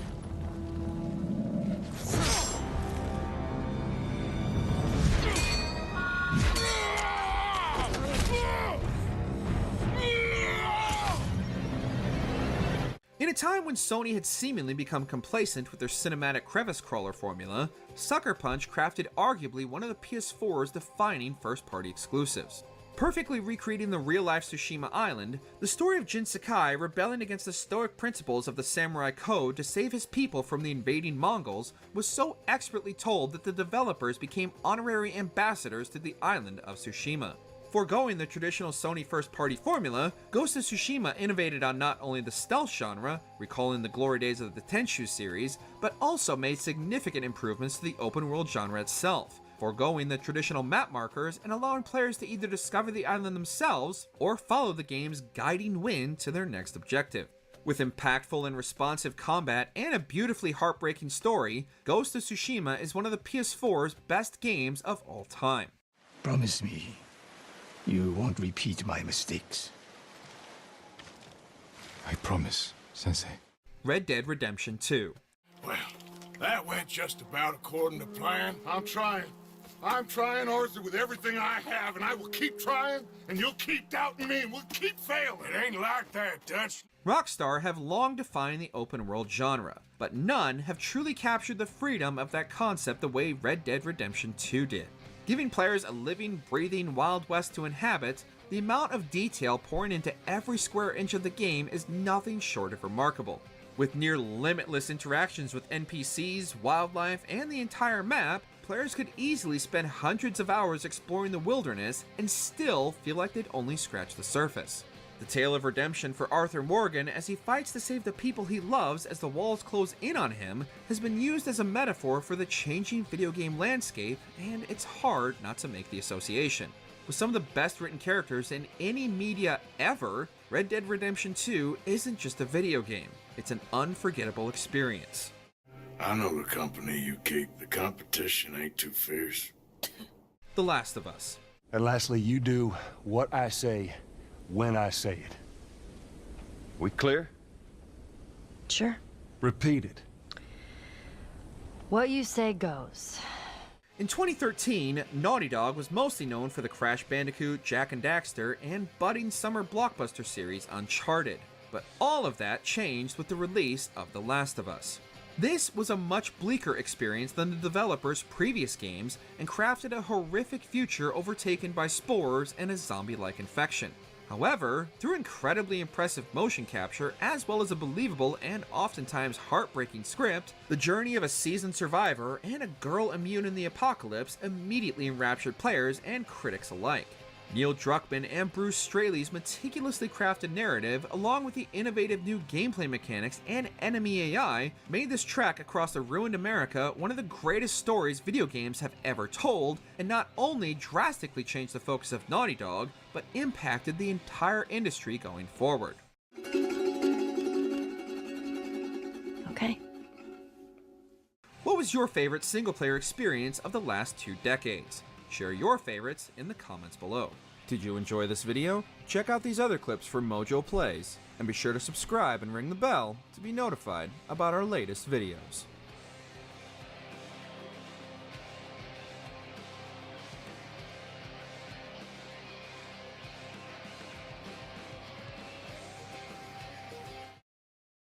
Paris and Nicole are reuniting for their next big endeavor. We decided to turn our famous song, Sana Sana, into an opera.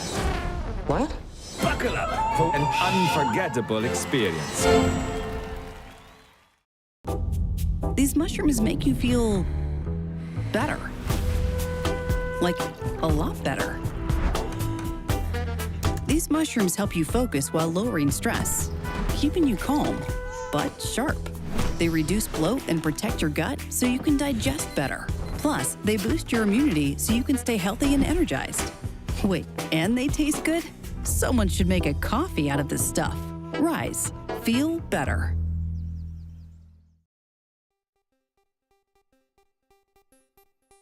What's up everyone? Alex here. Now that a brand new Final Fantasy is out, I figured I'd do the obvious thing and rank all 16 Final Fantasies. I played every single Final Fantasy released at launch in the West, including the MMOs, so I can definitely say that I've got a unique insight into this long-running series.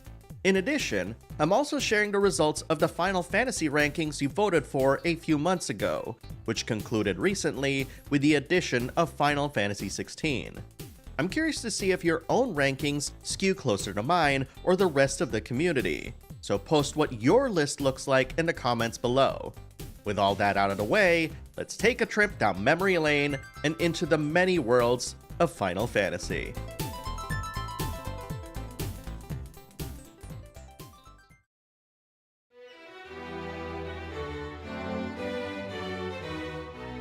We're starting off with one of the games that we never saw in the West until the release of Final Fantasy Origins on the PS1.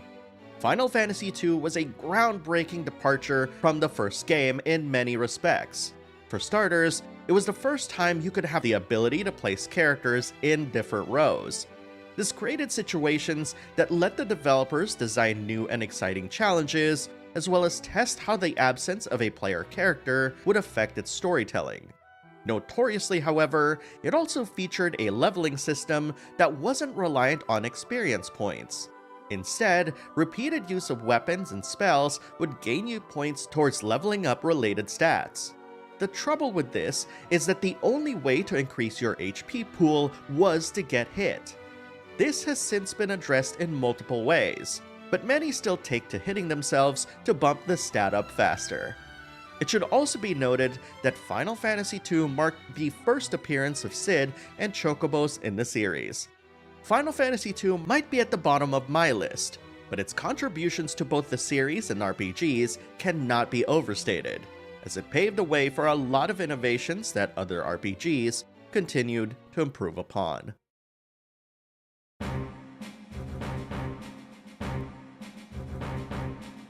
I haven't played Final Fantasy XI since the release of the Chains of Promathia expansion in 2004, so the game's placement here is based purely on my experience back then.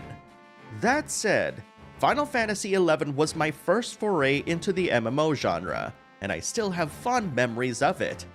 The constant shouting at Valkyrie dunes just so someone could invite me to their party, the strange beliefs that the Japanese players had a leg up on our skills and strategies in the game, and the many weird rituals unique to it made me realize how truly unique and cool MMOs were. This was also the series' first foray into full real-time gameplay, and this new direction is what made me want to try it out. Final Fantasy XI featured a job system that allowed you to equip a secondary job at half of the level of your main job.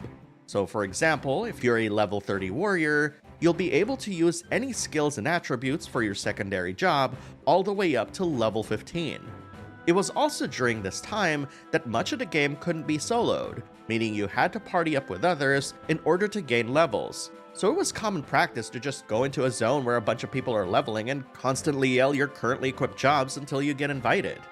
While I don't know how it is now, I know that many others have proclaimed it to be a cult classic amongst its loyal fanbase. And with an easier learning curve compared to back in the day, it's also proof that it's a game that lives and grows, a quality that makes this type of game special in its own right.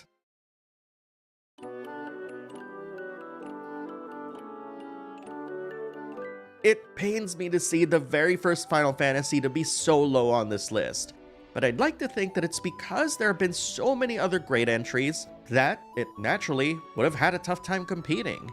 And without this game, these other games wouldn't exist. Final Fantasy I had 6 jobs to choose from, each evolving into an advanced class partway through the game. During battle, you had to input all of your character's commands first, then a turn in battle would play out, with characters executing their actions based on their speed stats. Final Fantasy I also had multiple ways of travel, such as canoes, ships, and airships. The most memorable part of Final Fantasy I to me were the brooms that spoke backwards, leading to some fun Easter eggs that the Pixel remasters have faithfully retained. I'll always remember the map that I unfolded as I hurriedly opened up the NES box, as well as the epic battle I had with Chaos at the end. And what's more is that Stranger of Paradise actually expanded upon the lore of this game, which is so cool that I recommend playing that game if you have fond memories of this one.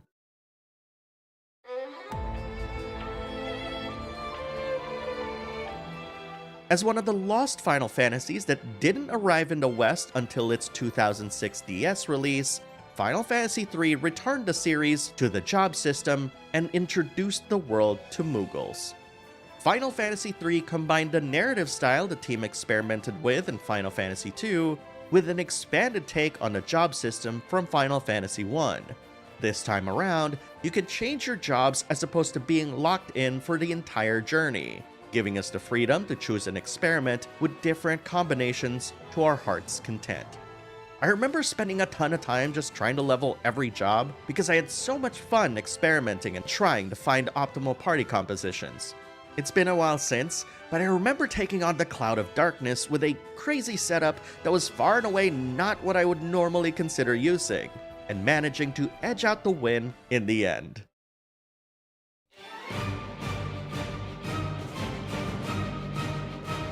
Some of us old-timers know the story, but for the people who don't know, Final Fantasy XV didn't start off as a mainline Final Fantasy game.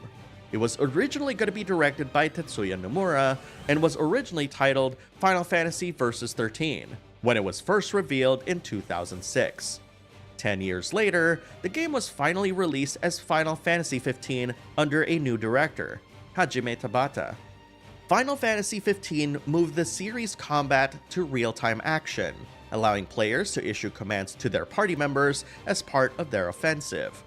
While much of the game's lore and story was relegated to DLC and multimedia projects, including a CG movie, what we did get is a tale of friends taking on the world together, not so dissimilar to the Warriors of Light from the first Final Fantasy. I still remember the first time I called upon my first summon and how its massive scale filled such a huge area that it felt overwhelming.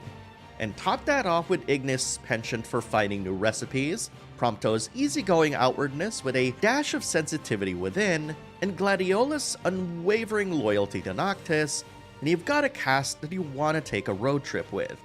Best of all is that Yoko Shimomura scored the entirety of 15's soundtrack, and her takes on some of the series' classical themes are emotional and deliver something unique when compared to previous composers. Not bad for the composer of Kingdom Hearts and Guile's theme from Street Fighter.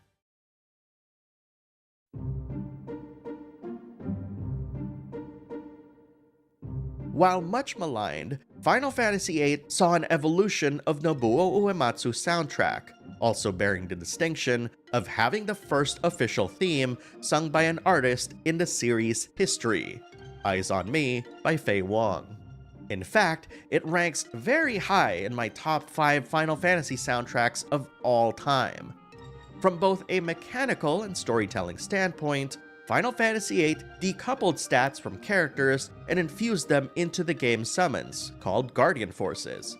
Additionally, Final Fantasy VIII turned spells into commodities, having us draw magic from our enemies to stock up on them, allowing its developers to completely remove MP meters entirely. But perhaps the one thing that Final Fantasy VIII did above all else is its ability to accurately represent its characters in full size, as opposed to the inconsistent style switching in Final Fantasy VII, which still had chibi characters. Square was also able to composite these 3D polygon characters on top of more dynamic CG movies, adding a sense of dimensionality and action that added a lot to each scene.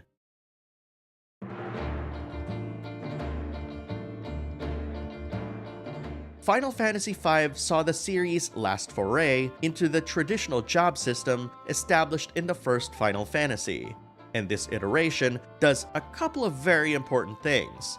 It allows you to equip an ability you've learned from any job you have, as well as use ABP to unlock new skills. As one of the lost Final Fantasies, we didn't get Final Fantasy V until its Western release as part of the Final Fantasy anthology on the PS1. I remember picking this up back in the day and was in awe of how much fun and cool the job system refinements were. And unlike Final Fantasy 1 and 3, Final Fantasy V's party all have their own unique backstories and complex relationships.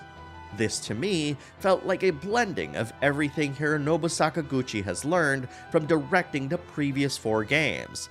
And as the final game the creator of Final Fantasy directed, it is a fitting and epic send-off that slingshot the series into an incredible renaissance for years to come.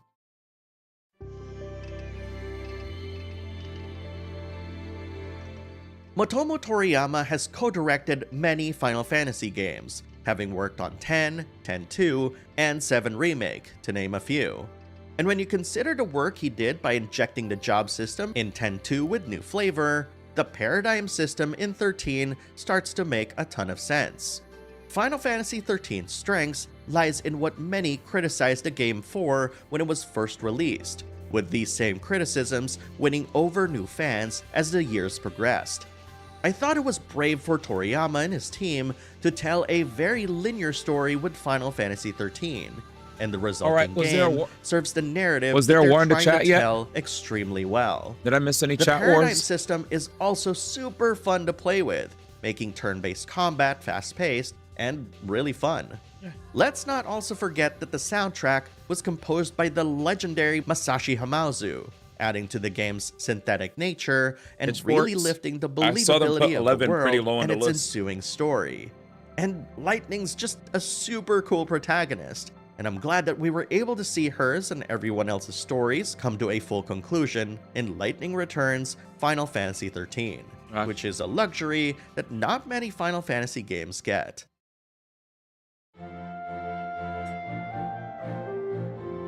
Whoa.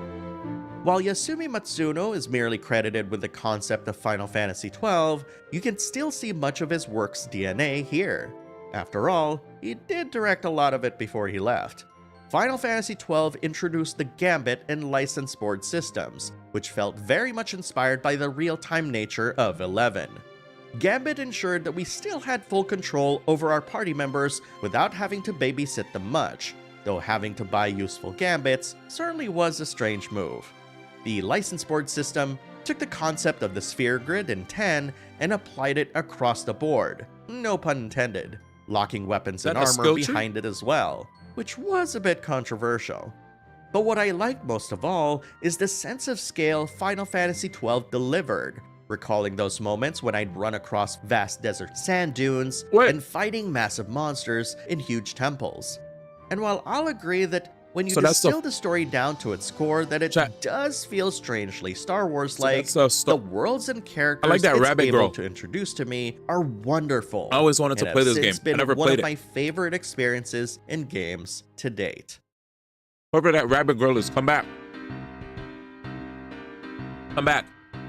Final Fantasy IX is an interesting beast in that it ran contrary to everything the series had been building towards, and instead utilized audio-visual technology that the company has honed over the years to deliver one of the best turn-based RPGs in the series' history. while bringing back its combat and progression systems to a simpler time. With memorable characters, classic summons, and a story that brings everything back to crystals once again, Final Fantasy IX utilized clever callbacks that took advantage of fans' nostalgia of the series, setting precedent for other Final Fantasies like 14 and 16 to do the same. Best of all is that it's the last Final Fantasy soundtrack Nobuo Uematsu fully composed, and its theme song, Melodies of Life, served as a fitting swan song as a new generation of composers prepared to leave their own mark in future games. Aww, nice. Yay! Wow! While many 6? consider 15 as the first Final Fantasy with real-time combat, I consider Final Fantasy 16 as the first game in the series with true real-time action combat. And while you're joined by other party members in this adventure, all you need to worry about is you. You build up your character however you want, I love this equipping game. icons to fit your playstyle, and continuously optimizing your gameplay to such a degree that'll turn Clive into a meat grinder. It's also the first game in the series to be M-rated, being given license to push many of the series' more serious subjects even further, while still being inspired by the series' 35-year history. Just looking at a Dragoon pose in-game for the first time, and you'll see how aware its creators are of the symbology and majesty of the series. If you want to learn more about my thoughts on 16, you can watch my massive 20-minute review of the game. But what I will end with is that it'll be interesting to see where this one will eventually rank in people's lists. Which reminds me, I think this is a perfect time to reveal how you all ranked all 16 Final Fantasies. The results of this ranking is based on more than 400 votes, and I want to thank you all for participating in the poll. So let's see how your favorite Final Fantasies fared. Let's see if they're on the same page as you guys. Number 16, Final Fantasy 11 plus expansions. So that his community 15, also picked that. Final Fantasy 2. Everybody puts 11 low except Number 14, the people that Final I guess Fantasy OD 1. played it. Number 13, Final Fantasy 3. And like the older ones, yeah. Number 12, Final Fantasy 13. Okay. Number 11, Final Fantasy 15. Okay. No surprises. Number 10, Final Fantasy 5. All right, here's where we get Number to it. 9, Final Fantasy 16. That's what I thought he was gonna do. Number 8, Final Fantasy 14. Wow. Plus expansions. Number 7, Final Fantasy 8. This community is different from him. Final Fantasy 12. Number 5, Final Fantasy 4. Number 4, Final Fantasy 10. Number 3, Final Fantasy 6. Number 2, Final Fantasy 9. Oh, wow. And number 1, of course, Final Fantasy 7. Yeah, 3. Displayed on screen, you can see how your rankings compared to mine. And don't worry, we'll get to my last 5 games very soon. But I want to ask, how did your favorite Final Fantasy rank? Post your thoughts below and join in others' conversations in the comments. And while you're doing that, let's find out how the rest of... I never played 9 before, but I was surprised. Let's see, when I was downstairs... All right, so here it's interchangeable. Here everybody agrees. Here everybody agrees. Interchangeable? No, not interchangeable. This is 13. 15. This is 15. And 8. Wait, his community put oh, he put 8 as 11th? Wow. They both agreed on 10-5. His community puts 16 and 9th. And then he put 13 and 9th. His community said 14 over 16. And then 8. And then 12, 16, 10, 4, 9, 7. Okay. Whereas he's now at 12, 9, 16. Yeah, I'll be honest. I was very surprised at how high he put 16. Like, I like 16, but I would have thought a lot of people would have probably put some of the classic ones, you know, from 6 onward above 16 at least. But looks like he's different with regard to that. Like, he has an 8. And he has also... He has an 8, and he also has 9, right? What else? Wait, community is left. I'm so dumb. Anyway, let's continue. Anyway, ready? The Final Fantasies were ranked on my list. Shall we? Let's continue. As the What is first that? SNES Final What'd it Fantasy, do? Final Fantasy IV broke new ground by not only creating a multi-layered story that built upon Final Fantasy Here we II's go. narrative style and story progression, but also infused a lot of I never depth played to this. the jobs featured in the game, thrusting players into an adventure that many consider as the most difficult Final Fantasy game ever made. Really? While you can't change jobs, its presence in Final Fantasy IV is given more importance by incorporating it into the storytelling, leading to moments like seeing Cecil's incredible transformation into a paladin, as well as several surprise returns from characters we've met along the way. It also incorporated crystals, 4 powerful elemental fiends, and numerous tropes that fans have loved from previous games, and it does so with an elegance and ease that makes this game truly a masterpiece for me. Final Fantasy IV was also brave in that it had 3 overworld maps, and the only Final Fantasy to feature 5 characters in your active party. Oh, wow. But, like I said, don't think that the extra party member will make this game easier. And with the pixel remasters, the game's difficulty has been returned to its original Japanese release. So if What's you're happening? thinking about playing this game, be ready for some truly challenging times. All right, before it continues, I just wanted to tell everybody, if you're watching the stream and enjoying yourself, please feel free to follow the channel. Shout out to all you guys for pulling up. If you guys aren't part of the Discord, feel free to join the Discord community as well. The ! Discord for my Twitch people. And yeah, with that said, we're going to continue the video. Just wanted to thank everybody. I'm currently eating. We're on a food break. We're going to continue with our Genshin deep dive on 5.3. I just didn't get a chance to eat dinner. We have 4 more games left to see which are the best ranked Final Fantasy games according to Backlog Battle.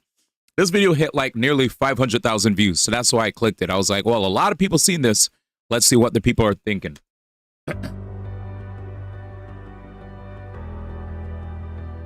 If you're a Final Fantasy XIV player and you're hearing this song playing in the background, I'm willing to bet that the first time you heard the song, you started feeling teary-eyed and emotional. Such is the transformative power of playing a Final Fantasy game online with other fans, a shared experience that is only rivaled by its predecessor, Final Fantasy XI. And while its original release was rife with problems, A Realm Reborn, its comeback story, and its subsequent expansions have given us players an amazing journey that culminated in last year's award-winning expansion, Endwalker. But it ain't over yet. To the folks who have yet to take their first steps into Eorzea, it'll appear to be just another Final Fantasy MMO. But to the rest of us Warriors of Light, it's a place we call our home, alongside a community composed of both the game's fans and its developers. I will admit, we've had numerous conversations in the past with regard to some of the best Final Fantasies, and yes, I will admit, on numerous occasions, I have omitted the likes of 11 and 14 out of the conversation, only to be told that 14's story is so good and the experience is so good that it actually is worthy of being put on the list. So to that end, it does feel good to see a proper list, even if we may not agree with it, that actually also gives credence, to the MMOs. It's a game that continues to celebrate and take inspiration from the decades-long history of this beloved franchise. For me, the term theme park MMO has never been more appropriate, and Final Fantasy XIV is the only place that celebrates the magic and majesty of the series' entire history, one that continues to dazzle and enchant to this day. Many relationships and friendships have started in Final Fantasy XIV that, to many of its players, casual or hardcore, it's become a part of our lives. And whenever a new expansion is announced, there's always an influx of new and returning players ready and willing to jump into the world of Eorzea time and time again. This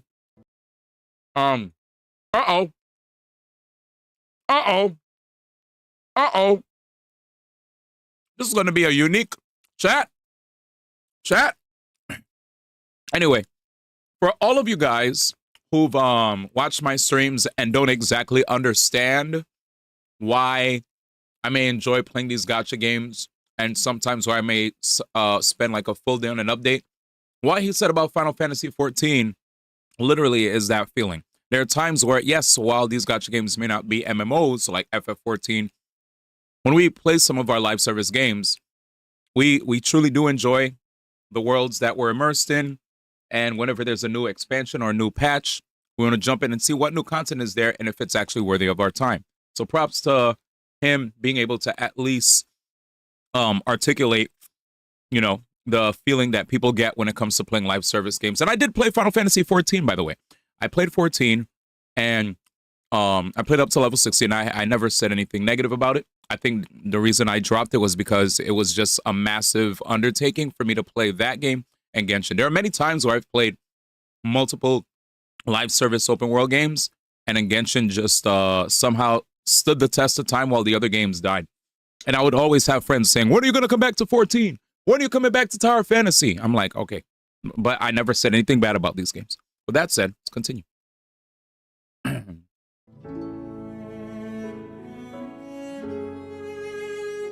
I gotta be honest.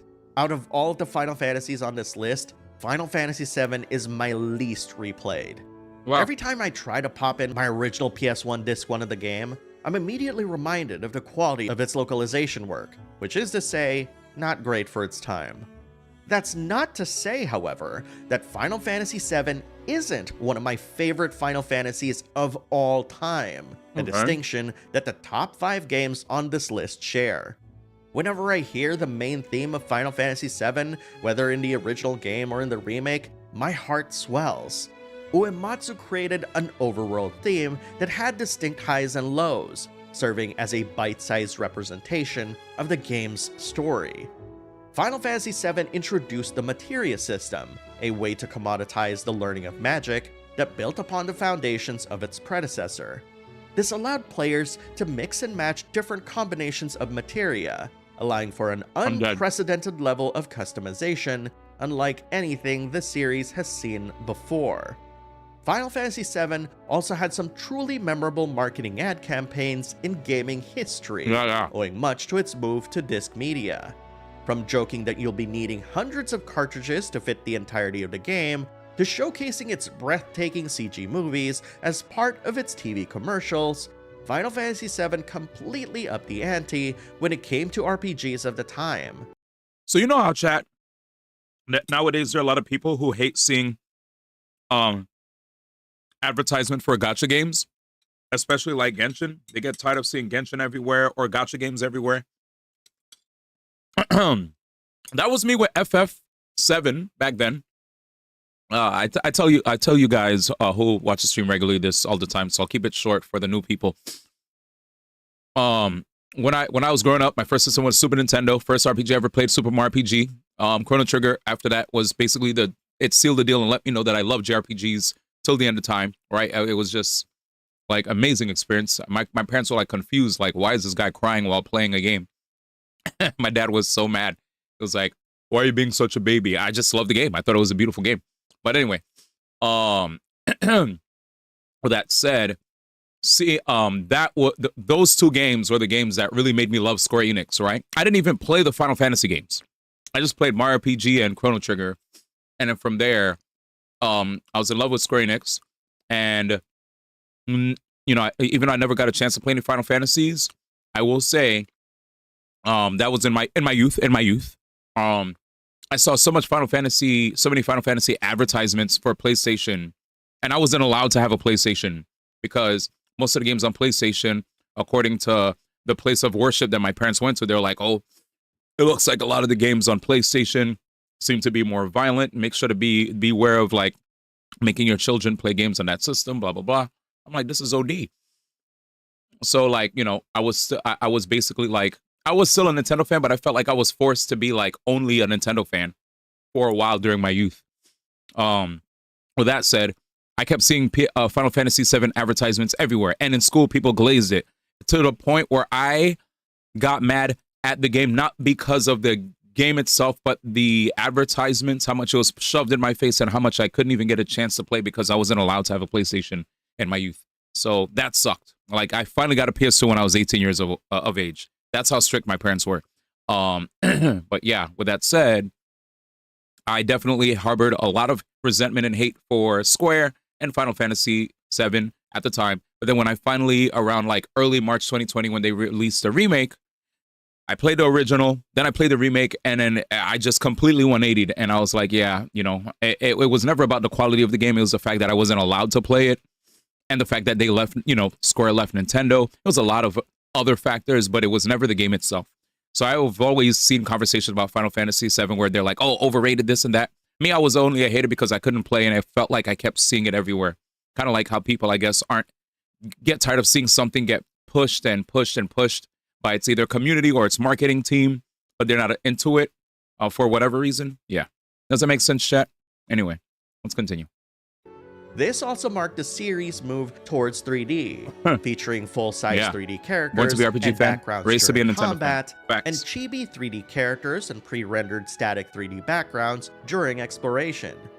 Technical innovations aside, Final Fantasy VII's soundtrack also ranks in my top 5 Final Fantasy soundtracks of all time, and not surprisingly, its story also ranks high as one of my favorites in series history. No wonder it's in my top 5 list of Final Fantasy games. I mean, it's a great game, dude. The heck? 10, number 2. Final Fantasy X starts off very differently from other Final Fantasies. It starts off in a somber note, with its piano melodies echoing in space. I played it see our only a little heroes bit. looking forlorn. And as we continue on our journey through Spira, we quickly realize why. Final Fantasy X ventured far and away from the familiar Western motifs of previous Final Fantasies, gathering inspiration from its developers' roots in Eastern culture, creating a truly unique gameplay experience that feels like a pilgrimage. Fitting, of course, given that that's exactly what its characters are doing. This is due to the removal of a traditional world map, creating a seamless world where character sizes are accurately represented throughout the game. This forced progression, this inevitable march towards oblivion, fit the form of its narrative, that there were times that, as third-party observers, we all strongly felt as though Yuna shouldn't continue on with her journey, knowing full well what awaited her in the end. This heightened our feelings and the stakes for its characters, making us feel worried for Yuna and company, and falling ever deeply in love with the rest of the cast. This Final Fantasy also featured the first time the games were voice acted, with its fantastic voice cast delivering some truly memorable experiences that I still remember to this day. And most of all, it features my most favorite progression system in the form of the sphere grid, which was expanded upon in the remaster. And let's not forget how it abandoned the ATB system in favor of a really fast and snappy turn-based system. Nice. Yet another deviation from the established norm. So, while I do remember this, chat, when I back when I was back when I had a back when I finally had a PlayStation system, when I was old enough, and somebody let me borrow their copy of 10. I only had it for one night, but that night that I played it, all I remember is there's something called Xanarkand, and there's some soccer game, and I thought Aurum was like my favorite character ever. That's all I remember. And I guess they had a character named Lulu, but I don't remember anything else. But yeah, I've seen these characters millions of times. Anyone who march onward, I remember the names. Final Yeah, Fantasy I love Aurum. found a fitting conclusion, much like its heroes did. That is still, uniquely, the only Final Fantasy set completely with an Eastern aesthetic. I'll never forget Aurum. Oh, number 1 is 6. The Oh way the shit! snare drums start along with a melody of Terra's theme I played this. is a march forward, a rallying cry of sorts, Oh shit! embodying the values of Final Fantasy. A fitting tune to accompany my choice of Final Fantasy VI at the top of this list. Of all the 16 Final Fantasies The I've storytelling played was through, amazing. none have carried the same emotional gravitas in such a timeless manner as Final Fantasy VI. And it doesn't need realistic Final graphics. Fantasy VI, to me, strikes an intriguing balance of whimsy and seriousness, owing much to the work of famed localizer Ted Woosley. And while I lament the absence of his infamous Son of a Submariner line in the Pixel remaster, much of Woosley's chosen lines still remain a part of it, indebted much to the timeless nature of the script he had written. While many of the game's characters start off seemingly with their own job archetypes, I remember this. Final Fantasy VI was also a complete departure from the rest of the series, as it allowed players to equip espers to allow every character to learn magic. Yep. But perhaps the most noteworthy quality of Final Fantasy VI I got every party is member. that it truly had some incredible moments, Yeah. as well as scenes whose outcomes you had control over. Yep. And while the game would Yep, I certainly remember that. funnel you back to its main path, the resulting outcomes still hurt at times. What people also don't know is that Final Fantasy VI is directed by two people, Yoshinori Kitase, who would go on to direct Final Fantasies 7, 8, and 10, and Hiroyuki Ito, who would go on to direct Final Fantasies 9 and 12. Wow. Their combined creative insight made Final Fantasy VI such an incredibly timeless game, even when you compare it alongside other contemporary retro-style RPGs. And with the news of employees from within Square Enix wanting to remake this game, I can't even finish that sentence. I can't Insane. imagine how amazing that could be. Needless to say, Final Fantasy VI sits atop this list easily for me, and playing through the Pixel remaster recently only cemented my love for the game. Yeah, I love this game. With all that said, I think it's appropriate to take the time to acknowledge the journey we've all gone through just now. While opinions of how each Final Fantasy should be ranked is a fun exercise, it also tells us a lot about ourselves, like what things we value over another and what's truly important to us. Yes. And for some of you who have taken to the comments and shared how these stories have personally affected your lives, I can't thank you enough for having the courage to share them with us. Facts. I'll leave you with this one final thought. Regardless of where Final Fantasy is going, it is the series that has brought us all together here. Yep. And no one, not even our opinions of where the series is heading, will ever take away from the wonderful memories we've had with the games that we love. Preach. Good video. You didn't see their vote on 4? It also... It's right here. No, that's not here. 4, right? Did they not vote on 4? Yeah, I don't see it either. That's interesting. Bruh, he messed up then. Because he literally has 16 two times. Ha ha ha ha. That's funny. I think he probably had 4 here then. Because I swore we saw... I remembered hearing him mention... Unless... Yeah, I remembered hearing him mention 16 way earlier. The 16 at number 5 is 4, right? Yeah. Yeah. Yeah, they both have it at number 5 on their lists. And that's it. All right, let's get it. I am so full right now. Holy shit. All right, let me get back to tackling my stuff. Oh, shit, dude. My stomach is stuffed. Was there actually, was everybody well behaved during the conversation of where each game like deserves to be? Decent list could have been worse. I was surprised. I was like, damn. Chat's actually on it, dude. Chat's on point. All right, let's do this. Well, that was great. I'm fucking stuffed right now, dude. Oh, I'm so stuffed. Which games nowadays would emphasize more on art style rather than aim to be too realistic? Thankfully, we do have games that do that. We have games that have the 2D style with the 3D environment like Octopath Traveler. We have games like Dragon Quest XI, you know. We've definitely seen lots of gacha games adopt the whole 3D but cell shaded style, right? Like Jet Set Radio. I'm happy to see that at least a lot of anime games or games that are, you know, adjacent to anime, they definitely look more less realistic, you know what I'm saying? But yeah, I think with Astrobot winning, we probably might have a change. I don't know. We'll see.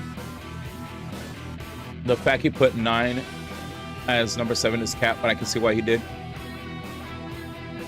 Yeah, I can't be in a, I'll be honest, chat, as a person that didn't play each and every Final Fantasy game also, I can't be an authority on these lists, but I know you guys, especially with us starting FF10 first thing tomorrow after Reddit, I just thought, you know what, it would be good if we at least, you know, watch a tier list, see what everybody thinks. As far as the Final Fantasies that I've played, hey, what up, Potato Roll? You enjoyed it? Good to hear, man. I had like 2 people that told me they checked it out. They didn't enjoy it, and I was like, we'll see how I feel, because I think the main thing that's important is that a lot of us have different things that we look for when it comes to, you know, what we consider is really good or not. So we'll see how I feel. I didn't get a chance to try yet, but glad to hear you had a varied experience. Some people said they felt like there was yap or something. Yeah, I said FF10 tomorrow. Yeah, multiple times to the lads, because today, if you guys are now just joining us, there was a patch that dropped for Genshin not too long ago, and New Year's Day is today. So I was like, today is gonna be my buffer between I take on a whole nother massive game release. So I said, with that said, we'll just chill. This is a nice, like, I am gonna take on a big story quest soon for Gensh, in a few, but for now I'm just like chilling, talking with chat, letting song requests play, and then once I take on the main story quests, I'll be locked in. But I'm still here, of course. I'll be locked in. But yeah, true. Most other outlets, I did notice Final Fantasy, or well, more so from what I've seen, I saw more Metaphor. Definitely Metaphor again to me is that was just the game. That was the game. So when I saw the Astrobotters, wait, what's up there? Let me have to teleport back. When I saw the Astrobotters, thinking that I was a Black Myth Wukong shill on my Instagram, I was like, dude, I have to like, you guys are wrong. I'm not. I love Black Myth Wukong, but I'm not a Black Myth Wukong shill. Relax. Like, what's happening here is I just wanted Metaphor to win because I think it was truly deserving out of all the games of the Game of the Year award. But you know what, Jeff Keighley, I don't know, his show apparently believed it was Astrobot. I was like, all right, well, I hope you motherfuckers give I truly hope that one day they give Mario a Game of the Year over like a Zelda game. You know that shit's not gonna happen. That shit's never gonna happen. You know what I'm saying? You're not gonna see like you're not gonna see them put like Mario over Elden Ring or Zelda, you know, or like a future Baldur's Gate entry. That would be silly. Yeah, Mario wins. What? That shit fucking pissed me off. Anyway, how do I request a song? Sub only. But yeah, if you haven't done it yet, the only thing I'll say is try to fill up the Pilgrim Chronicles as much as possible. Oh, gotcha. No, if you wanna give him a song, it's fine. I was answering his question for him. He asked, how do you... I made it sub only so that we don't have times where people come into the chat and try to be disrespectful, you know, by picking something where Toad is screaming at the top of his lungs and then he leaves the chat, right? Like, there might be people that'll follow, put a really troll song, maybe something that sounds like pornography or whatever, and then they'll leave, you know? Oh yeah, no worries, man. I'm not gonna lie, I don't trust the game with trust is after date. I'll be honest, the moment I saw, like, I've agreed with a lot of their picks, but them putting DLC, let's be honest, even before the 10th annual Game Awards, there have been many times where the Game Awards has tripped over themselves. And we be honest, Sifu fighting game category Why would Sifu get a fighting game award, chat? Be real. Bro, your subs request wacky songs. Yeah, but nothing ban-worthy. That's what I'm trying to say. Yes, they do pick wacky songs, but nothing ban. That's all. Toad Screaming was in your playlist. All right, go to bed. Anyway, with that said, yeah, they would do that in nominations. But the fact that they nominate, what I'm trying to say is the fact that they nominated Weird. At some point with weird-ass nominations, we're gonna get weird-ass wins too. That's what I was trying to say. So yeah, them picking Astrobot over Metaphor and Rebirth, to me, some people feel like Astrobot's better than Rebirth to them. Apparently, Metacritic also felt like, you know, aside from actually, visuals are what matter in this world. Give me a second. Give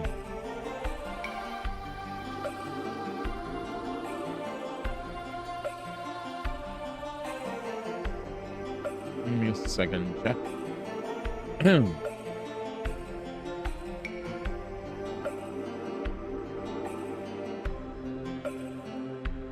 What song is this?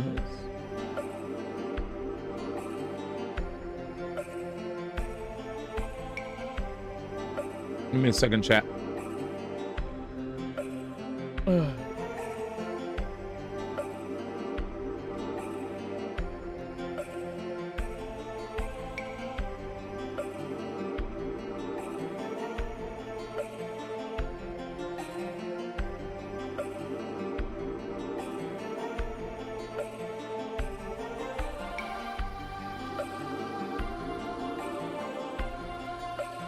Give me a second.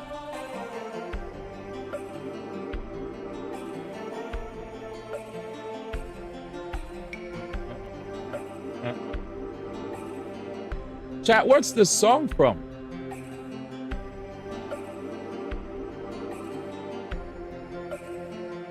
This is beautiful. Who the fuck put this song in? Where's my Nightbot? This is really beautiful. Oh, The Legend of Dragoon? God, this song is fucking great. I love video games, man. All right, chat, give me a second.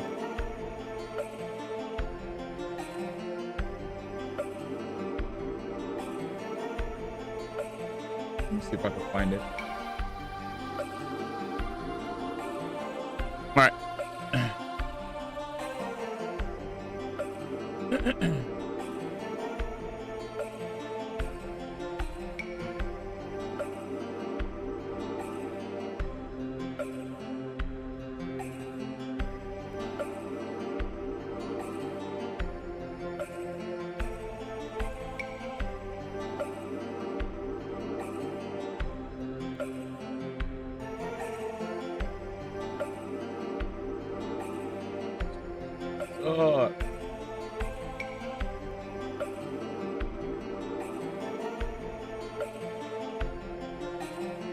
All right. I will look at it all together. So here it is, chat. As far as the strongest games released. Sorry, it took me a while to grab this. So the strongest games released this year, right? The top three here tied for 94. Elden Ring, Shadow of the Erdtree, 94 out of 100. Astrobot, 94 out of 100. Metaphor, 94 out of 100 as well. Final Fantasy, 92 out of 100. Slay the Princess Pristine, 92 out of 100. UFO 50, 91. Animal Well, 91. Satisfactory, 91. Palacho, 90. And The Last of Us Part 2 Remastered, thank goodness. Your Home. What is it? Thank goodness what? Just thank goodness you're home or something? You're here. And then Tekken 8. Yeah. And after that, I think it dropped. So these top 12 games were all, these were all the games that were highly rated, right? Highly rated games this year. Slay the Princess is a visual novel with very good storytelling. We didn't even see Slay the Princess, chat, get mentioned, at least for, you know, Game Award at all. Crazy. They had DLC. They put Astrobot, Metaphor, Final Fantasy, None of this was here. Balacho was here. And then Like a Dragon literally got skipped, bro. Like a Dragon, 89 out of 100. 89 out of 100. They skipped it. Bro, I have to go to another page to find the game. Holy shit. You know what game I'm talking about? We're not there yet. Persona 3 Reload 87. Shin Megami Tensei 5 Vengeance. Keep going, D. We'll find it soon. We'll find it. We'll find it. There's a game named Mouthwashing? Lamouth. I don't see it, chat. Let's keep looking back. Hopefully we find it. It's taking us a while to find it. God damn, son. God damn, I can't find the game. Where is it? Where is it? Holy shit. Holy crap. Crap, crap, crap, crap. Say crap. Still looking. Wow. Who is it? And there it is. 81 out of 100, chat. Black Myth Wukong. Now, the reason I bring this up, chat, is because I was so surprised that a game that most people said was good, but it wasn't like I know like Shroud was shilling it and there were some other people that was shilling it as well. I played the game and I was like, this is a fun ass game. The action's amazing. But nah, bro. Nah. Game of the year contender? So you really skip Yakuza Like a Dragon? Yakuza Like a Dragon was one of the strongest games released this year, and they skipped mad games. They skipped mad games. I gave Black Myth Wukong an 8. I liked it as much as I liked Stellar Blade.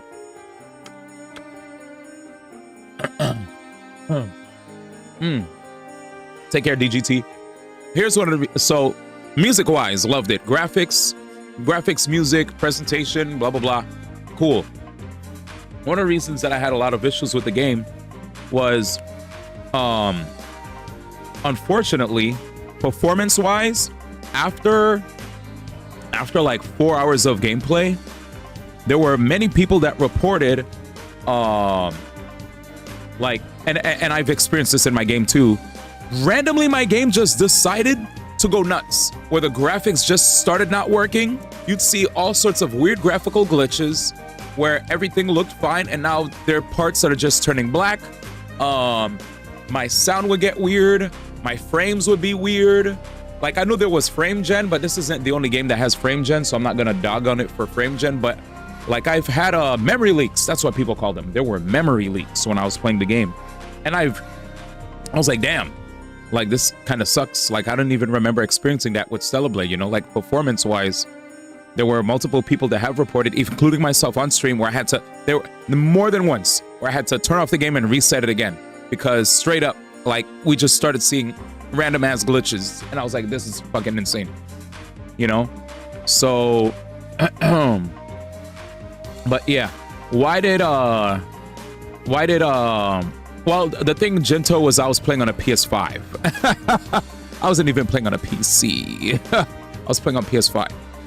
And like, there were people that played on PC and on PS5, and they had people with souped up computers that still dealt with memory leaks.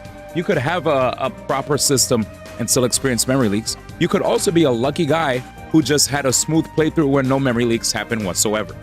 But all I'm saying is, it's like me talking to a person that probably played like Pokemon and be like, yo, performance issues. I didn't have performance issues, so because I didn't have it happen. You know what I'm saying? Like, anyway, other than like performance stuff that happened to me, my main issue with the game was them removing the map. Why did I have an issue with this? Well, first off, the game had a lot of invisible walls, so it wasn't true open world. And beyond the invisible walls, there were a lot of environments that looked samey. So I'm progressing or trying to progress, and I'm running into the same areas again, especially in the snowy area. Snowy area, I found myself retracing my steps numerous times by accident, and I was like, before I bitch about this to my community, I need to like see how many other people have been talking about this. And there have been plenty of people talking about it, to the point where the modding community for PC made a map for the game. There's even an interactive map that people could use online if they truly get lost. Like, I was talking to mad peeps and I was like, yo, like, this shit needs a fucking map. They're like, yo, I've been trying to say the same thing and had people try to act like skill issue, this and that. I'm like, motherfucker. I'm like, yup, don't worry about it, man. Nah, this thing needs a map. They're bugging. Like, even interviewers were asking, why don't they have a map? They're like, oh, we took away the map because we wanted you to be fully immersed. I was like, okay, bro.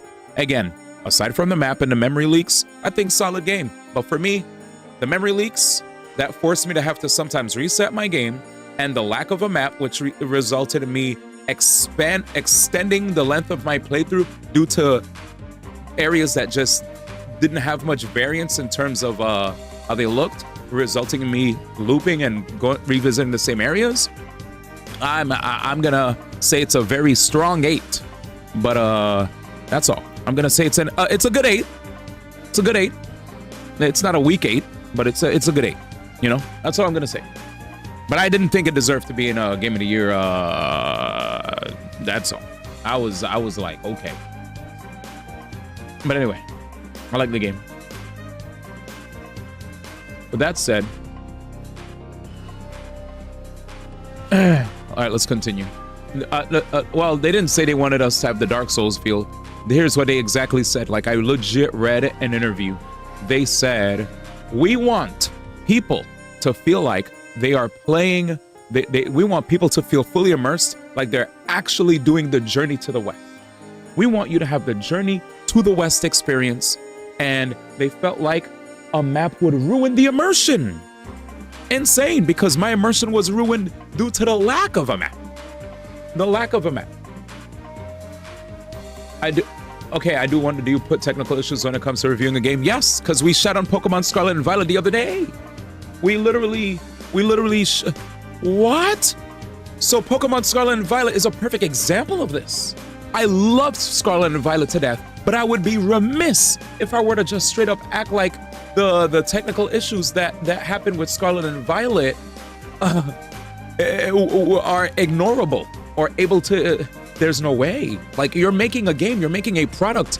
Please make sure the product that you're putting out to the people is made to the best of its ability, and there should be no exceptions to said rule.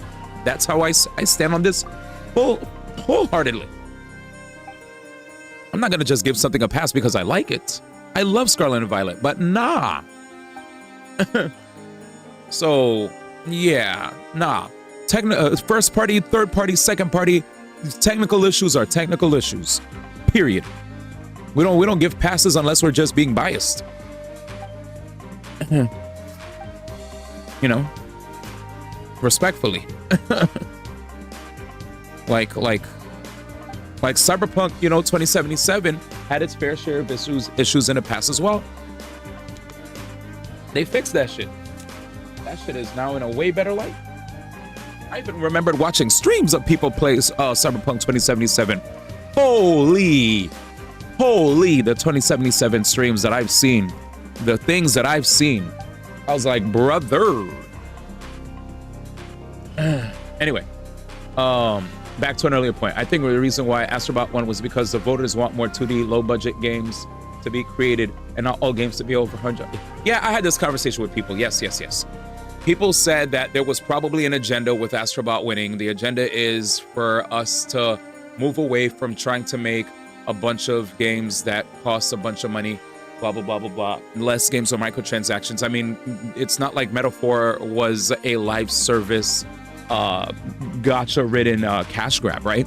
Metaphor was literally a full packaged game where they gave you the option to get extra costumes and songs, if you will, but you have the full game already there. The full game is right there, able to be enjoyed without live service, without no crazy microtransactions it was just aesthetic stuff, fun little costumes and music. You know what I'm saying? So, with that said, I feel like it was just a message to the industry, but I don't think it was deserving of the W. Because I also feel like Metaphor was more deserving, but maybe Jeff Keighley doesn't understand the importance of JRPGs getting its recognition in the industry, because I feel like JRPGs are the redheaded stepchild when it comes to the gaming industry, like high key. But anyway, that shit is like, that shit is insane to me. Don't put it on Jeff. Are we Jeff defenders or something? What's going on, man? Take me up. With that said, what up, Ken Riley? Now we may never get a chance, especially Persona 6. Of course. Metaphor and Final Fantasy VII Rebirth paid tribute in hopes that Astrobot's win will inspire more people to not make games that look like Last of Us. Because Last of Us did inspire the industry in a big way, right? Sony saw the success of Last of Us and they're like, we need more Last of Us's now. Movie blockbuster games now. You know? Which was like a gift and a curse. What a beautiful song, by the way, chat. Girl, she flying. Holy moly. Chat, what game is this? Royal? This song is fire. God damn, this song is beautiful. Sheesh. I never played Royal, only OG. Beautiful song. The Jeff emotes are killing me, chat. I hate y'all. You know I don't really hate y'all. But yeah, I do hope that Astrobot winning does result in good things, truly. You know what I'm saying, chat? Truly. Time to go. I really hope that, like, you know, because I think there are a lot of times where we all have our, I don't want to call it copium, but we all definitely have our, you know, reasons as to why we think certain things happen. Let's hope that our speculating will change the industry for the better. Because we can hope and hope, but, you know, sometimes our reasoning may, you know, actually not result in the future that we want due to, you know, some people having their heads so far up their asses, or they probably already put in a lot of budget into a game for many years. They're like, fuck, Astrobot 1? We already sunk like 2 million into this. Fuck it, we're gonna drop it anyway. You know what I'm saying? But we'll see. I like to be optimistic, so I'm gonna cross my fingers, okay? I'll cross my fingers. Jeff doesn't determine the winners of TGA. It's his panel, though, right? Right? Doesn't he have a panel? 100 plus journal outlets. I want Intergalactic to do well. For some music, we do be jamming. Yeah, I played 3, 4, 5. Pokemon Mirage Sessions, Shin Megami Tensei 5 Venge. Anyway, P6 will get a nom at the very least. Classic, true. Atlas got content 2017 because Persona 5 came out the same year as Breath of the Wild. It's never winning. Yeah, when Breath of the Wild came out in 2017, brother, I was at that Game Awards and I was like, Zelda better win this. I was glazing. Brother, I have to pause. What? No, Jesus. When I was there and I was like, this is such a stacked year. That's one of my absolute favorite years when it came to gaming. Because it was a year where I played all the games that were nommed, and I was like, yeah, all of these are such bangers. Like, I loved Horizon. I loved Persona. I loved Nier. You know what I'm saying? And then I even saw Mario Odyssey. I was like, my nigga, Nintendo has 2 games at the top in the Game of the Year nomination list, bro. I was like, Mario, sit your ass down. I don't know why they nominated you. They should have found something else because you're not winning shit. And that was the same energy that I had when I saw them put Mario Wonder as a Game of the Year, when I saw them put Astrobot. And then when I saw them put Astrobot, a bunch of people, like literally, when I put out my video talking about how I felt like, you know, I yapped about how Sony basically copied Nintendo's homework, didn't just presented it to the class, whatever. A bunch of people are like, yo, real talk, D1 spitting. First off, how Nintendo never wins a Game of the Year with a Mario game, bro. But Sony makes their own version of Mario and beats all these big ass games. They're like, something smells fishy here. Just saying. But yeah. He said Wilds is gonna crush everything this year. Wilds is an ARPG. It's an RPG. In 2017 is a good year. GTA 6 would like to speak with you. There are different genres, but if GTA 6 actually does end up making everybody twist, you know, do an owl 180 with their, you know, with their neck, where they're like, whoo, like all the way to the other side. I'm gonna be honest with you. Wilds, I did hear a lot of mixed feedback with regard to the beta from the people. If they do a really good job to address all the issues that the people have with the beta and actually make it better than any game this year, who knows? The last time I seen Monster Hunter win a Game Awards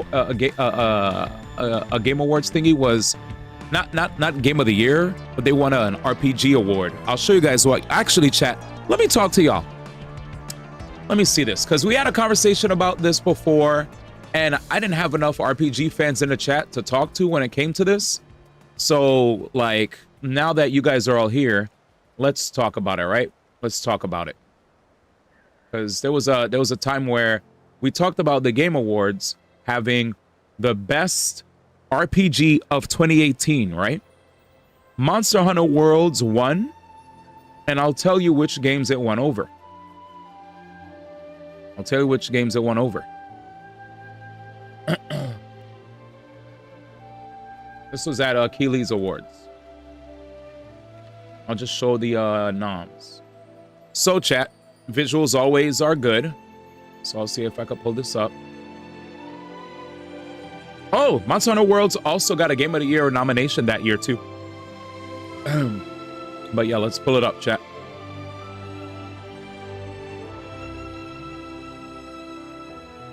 All right, let's see. Give me a second.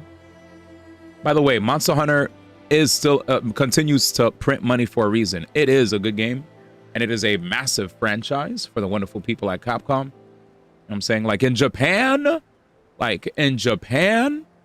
that's where it really hit me. When I went to Japan and I saw them, and I saw like how much people fiended for Monster Hunter, I was like, holy shit, dude. Anyway, chat, check this out. So now, since we have a lot of RPG fans in the chat, let me pull this up. Chat, watch this. So look at the games that were nominated. Pillars of Eternity 2 Deadfire. I don't know what that is, so I have no opinion. Octopath Traveler, Ni no Kuni Revenant Kingdom, Dragon Quest 11 Echoes of an Elusive Age, and Monster Hunter World. I was very surprised because, first off, I never quite put Monster Hunter in the box of RPGs, but it is an RPG. And also, as a person who really loved Dragon Quest 11, I felt like Dragon Quest 11 was my favorite pick for RPG of that year. And if not that, I thought it was going to either be Ni no Kuni or Octopath Traveler 2. So Octopath Traveler 1, yeah, Octopath Traveler, Ni no Kuni, or Dragon Quest. But I do know that Monster Hunter World was massive. It was viral. It made a lot of careers for a lot of people, but I wasn't quite aware of, I guess, the impact that it had to the point where people even decided to put it over the likes of Dragon Quest 11, which did get like stronger reviews overall than Monster Hunter World. But it is what it is, right? It is what it is. Like Dragon Quest 11 was like the strongest reviewed RPG of that year, but Monster Hunter Wilds pulled up and said, we don't care. Peace. So let's see. There are different games. House Wilds crushing everything if it's a different genre. GTA 6 getting goldie just so Jeff Keelan can get his viewership out. Worlds was an amazing experience. MH has its own culture in Japan. World put Monster Hunter on the map. It was niche in America back in the day, even though Generations was great. Dragon Quest takes so long to get going for the panel to vote on it. LMAO. MH4U rose people's awareness. Dragon Quest 11 did not take long to get going, but maybe personally that's how you felt. MH4U rose people's awareness. After MH4U, people were excited to give World a chance. I can't imagine a Jeff panel that actually beats all these games. It's there you go. I think, like, because I'll be honest with you, I played Monster Hunter World. Monster Hunter World was also a long game for me. That wasn't a short game. That was a game that had a lot of content.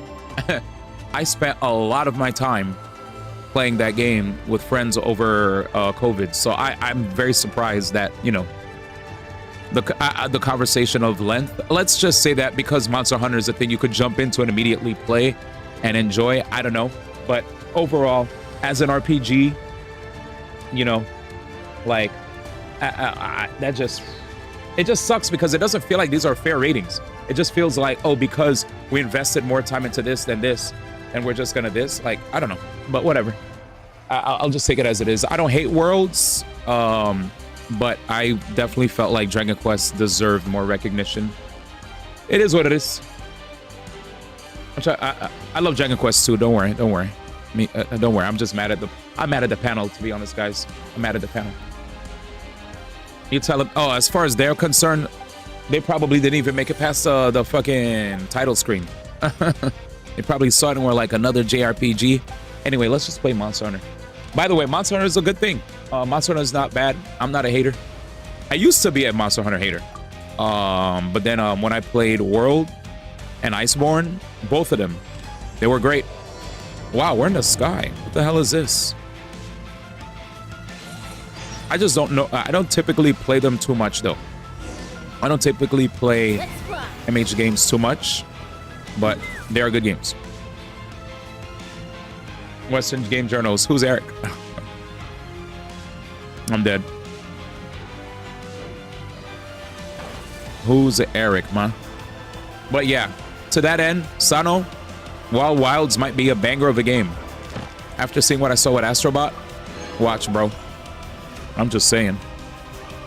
After what happened with Astrobot, bro, watch. GTA 6 might just take it, man. And GTA 6 might actually be a good game. Not like it's gonna be a bad game, but I definitely feel like the hype meter is incredibly high for GTA 6, and I feel like that game already, like, I feel like that game is already gonna win. And I also feel like the Elden Ring game, Night Rain, is gonna be up there. We're gonna see Wilds up there, Elden Ring, what else? Elden Ring, GTA 6. I don't know what else is gonna come out. I have absolute faith that Rockstar will not F it up. Facts. Yeah. My man said, I never played a GTA, but I definitely know the impact that they have is like no other, man. Yeah, it's gonna be OD. So that's why when I heard, now here's what I'll say. If there are some of you guys out there that are more excited for X game over X game, that's fine. We could have our personal games of the year. But as far as like Keely's concerned, I think it's pretty much like in the bag for these guys. But hey, who knows, man? I might be fucking wrong. Freaking. We'll see. We'll see. I just think anything can happen, man. You know? Anything can happen. I'm not saying GTA 6 is going to be bad. You never said that. You're just predicting people will enjoy MH more than GTA. I personally get bored of GTA formula quick. Wow, Sano. That's Oh, I did say I never played a GTA. But I've definitely like watched friends play it. I wasn't allowed to have it. I told you guys about how strict my parents were.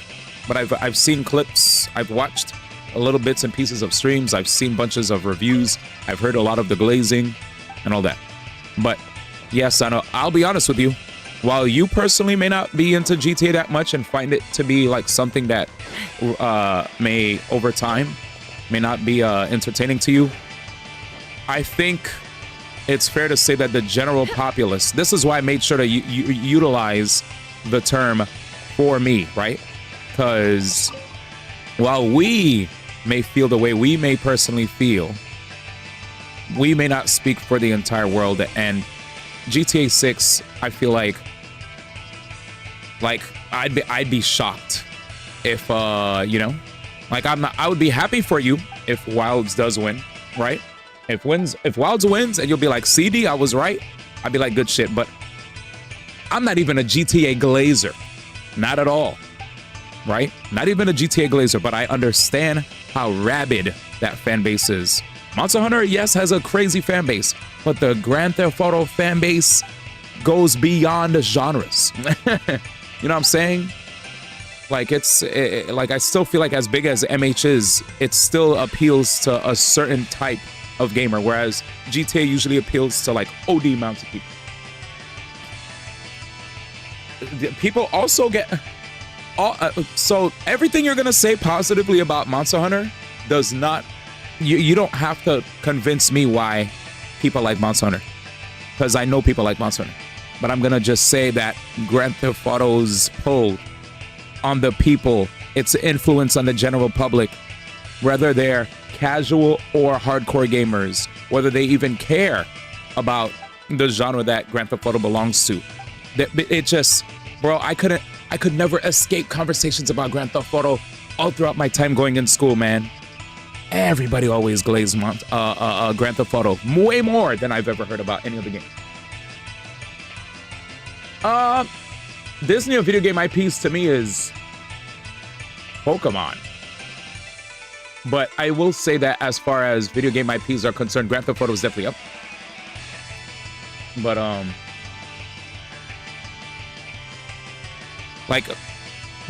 if saying Pokemon is unfair because Pokemon is the most winningest franchise, we'll take Pokemon out of the picture because Pokemon beat Star Wars. So we'll take Pokemon out of the picture. But as far as like impact wise, yes, Grand Theft Auto is massive. But yeah, Grand Theft Auto is massive. People are still playing GTA 5 because RPing because they like being in the game. True, it was questionable about Overwatch on Goaty. This one sealed the deal. But anyway, yes, all I wanted to say is Grand Theft Auto is huge. It's so fucking huge that people are marketing the game without even realizing it. People are going, oh my God, we're getting, you know, like on the subject of Xenoblade Zone Zero, we're getting we're having the ability to have Miyabi and Haramasa on both phase 1 and phase 2 of the banner before GTA 6, like things of that nature. People will say XYZ before GTA 6. You know? Wow, Trump got to serve a second term before GTA 6. You know what I'm saying? Like they'll just say like all sorts of shit. Like the game is, it's just so deep. Yeah, Nika's calling announced the GTA of Gacha. Yeah, it's just, all I'm gonna say is, Sano, I agree that MH will definitely get its flowers. But I'm excited to hear a differing opinion. This makes me happy to know that some of us do feel differently about it, and it will make the Game Awards a really exciting one to watch. We'll see what's gonna happen, because none of us, we're not the journos, we're not gonna pick. The games aren't even out yet. Who knows? Maybe Sano might be right, and GTA 6 somehow trips over itself, and all the time that they spent making it made them make a game that actually disappointed the masses. I mean, Kingdom Hearts 3 took a while to come out, right? And people still apparently are mad at it to this day, even after the DLC came out. Niggas were putting Kingdom Hearts 2 on a pedestal, thought 3 was going to be in the bag, played 3, and I see nothing but mad people. Yeah, regardless, I'm happy that there are good games coming out. That's all I'll say. And I'll say this much too, just for full transparency, I'm not even a Monster Hunter or a GTA glazer. I'm a neutral party that's just talking from both ends. I don't glaze either of the games. You know, I played Monster Hunter casually many times. I played a shit ton of, I beat Frostborn with friends. I beat World with friends. I didn't want to play the older ones because they weren't my cup of tea. So I returned the games immediately when they were on the older system. And as far as what's the other one? Rise? I played Rise. I enjoyed Rise. I heard a lot of people didn't like Rise. I heard there was Monster Hunter Stories. I feel like Monster Hunter Stories would probably be my speed, low-key. Kingdom Hearts flopped? Not like it flopped. It's just people were disappointed in the amount of and quality of content within. Like they probably expected more, and they felt like it wasn't enough. It didn't flop though. Like there was a lot of hype behind it. A lot of people bought it. So a lot of people bought it. A lot of people were excited. A lot of streamers were streaming it. But then they expected it to be of some level of quality, only to finally realize how much quality it had after they released the DLC. But it's like from what I heard, a lot of people said that when they played final mix compared to the original version of Kingdom Hearts. Kingdom Hearts and whatever Final Cut, Final Mix version of Kingdom Hearts, they're different. It wasn't like Kingdom Hearts 2 came out fully complete with all the stuff in there. You know, they released stuff later on, but I don't know, somehow people, I guess, forgot that. I'll just say there were mixed reviews, because I liked it. I did a Kingdom Hearts marathon with my stream. I played 3 and I was done, and I was like, oh, this is cool. This is not like Game of the Year for me. This is a fun game. I enjoyed. It got emotion out of me. I had fun. And then the DLC came out, and I was looking forward to the DLC. I played it, and I had blast. And then I had a bunch of people who I guess were purists that loved 2 a lot, felt like they were hoping for something to beat 2. That's basically what it was. They wanted something. They wanted something to beat 2, and I don't think it beat 2 in their eyes. And that's why they were upset. I didn't flop from a financial standpoint, but it's Square's fault for waiting this long that no way it was going to compete with the anticipation. Like if 3 came out after Birth by Sleep, it would be in a better standing with people, but they effed up with no Final Fantasy characters. Yeah. Gentle was right. It was one of the many examples of Square getting a big head. Yep. No Final Fantasy characters. Risky. There you go. Thank you. Good job, guys. Good conversation, too. Meow, meow, meow. Very good conversation. All right, let's continue. And to all the people that are probably wondering, like, whoa, why is this guy just yapping instead of just, like, solving the quest? We'll solve it. Relax. Yeah. Just figuring things out. Let's see. But, yeah, with that said, we'll see what happens this year, chat. Hopefully, we get good games. Wait, what did I say? I called out lurkers? Oh, yeah, I did. My bad. I don't like to call out lurkers directly, though. When you said called out lurkers, I was like, huh? I was like, oh, now I see what you mean. Because I was joking. Because you know how they are, man. There's some people that are probably like, did this guy stop talking and show some gameplay? No, they're upset that FF7 Remake didn't sell a lot of copies. I'm like, no shit, it's only on one platform. A game being on one platform doesn't always result in lackluster sales, though. You could have something on one platform and still get banger sales. But they just had lofty goals. But yeah, I do agree that them being on more platforms would have helped. Yes. Yes. But I do know some people also, you know, were yeah, now they're upset. Well, hey, you know what? You know what I'm happy about though, Jinto? I'm happy that on the subject of multi-platform releases, that since Nintendo obviously showed that, you know, they can make a money, I think moving forward, a lot of people who want games on their PC, Switch, Xbox, whatever, I think they're all set. You know what I'm saying? They're gonna be happy. They're gonna be happy. Lower the lift. There we go. Where's my buddy? Hey, brother, come here. Beep, beep. You have to solve the puzzle. Wait, what's going on here? Oh, it took the Firestone. Come back. Holy crap. Did I just fly there? Well, Nintendo will never do cross-platform, but everything else will... Oh, I meant to say Sony-wise. Yeah, as far as Nintendo, right? Yeah, that's what I was trying to say. Like, Nintendo, prime example of people that don't care about being multi-platform, but still make bread. I will say this past year as a Nintendo fan or enthusiast, right? This is without a shadow of a doubt one of their weakest years. But funny enough, weakest years in terms of, I guess, games that get recognized for excellence. Because tell me why, chat, in Japan, Nintendo actually in Japan, Nintendo literally is owning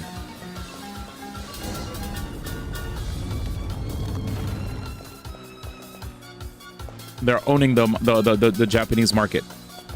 So isn't that crazy?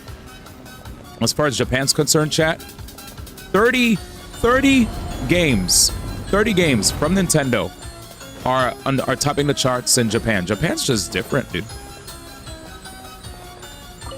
Actually just different. Is he gonna die? Oh, sheesh. Sweet. Yeah, Nintendo doesn't care. You know, the only thing Nintendo will do at most, chat, is like release a PC game. I mean, a phone game, right? We'll see what happened with Final Fantasy, but I do feel When you lose your way, gaining some altitude can bring some perspective. the hell was that sound?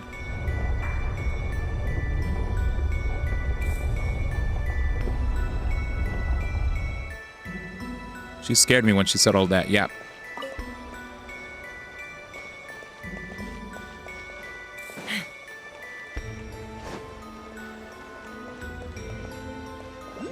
Bring the Firestone back to the altar, man. You got it. Sweet. Okay. Quest completed. There's still some stuff I need to grab, though. Speaking of mobile games, FEH Stay Eaten. Yeah, I wonder if Fire Emblem, I wonder if that's actually keeping their franchise alive, that gacha. Is it? It probably is, right? I don't know what. I never seen the gacha revenue for Fire Emblem Heroes.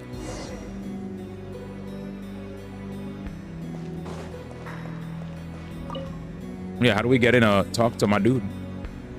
All right, we'll find a way to free my mans. My man dug underground, chat, but we can't get him out.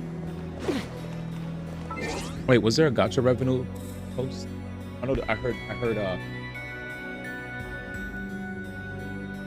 December 2024. Sick. Oh, sick. Chat. Here we go. Hey. All right, chat. It's time, baby. It's time. Here we go, y'all.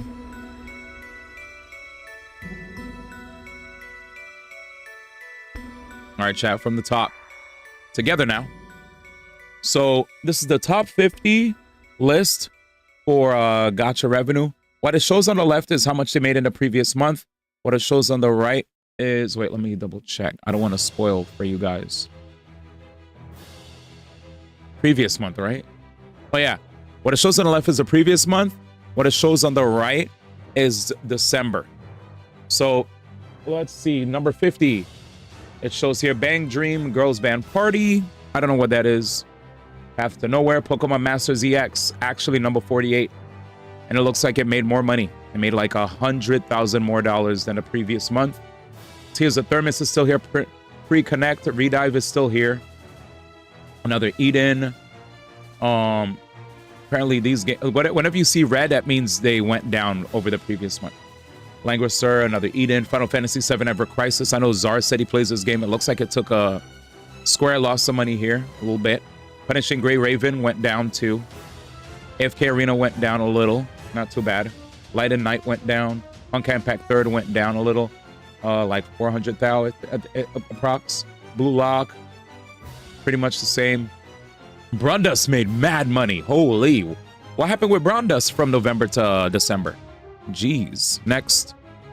Fire Emblem Heroes. Here it is. Number 36 on the list, chat. 3 million. All right. Nintendo made 3 million off of it, y'all. Nintendo made 3 million. There it is. Well, let's keep on going. At least now we know what... So Heroes is consistent. It's not bad. Cookie Run Kingdom, I'm Dead. Epic 7, Reverse 1999. One Piece Treasure Cruise, Solo Leveling Arise. Ensemble Stars, Memento Mori, Hatsune Miku Colorful Stage, Blue Archive, Wuthering Waves. Wuthering Waves made a lot of money in November, chat. God damn. Unfortunately, December, it looks like everybody was probably waiting. Yeah, everybody was just biding their time. The Wuthering Waves will be back on its feet in January.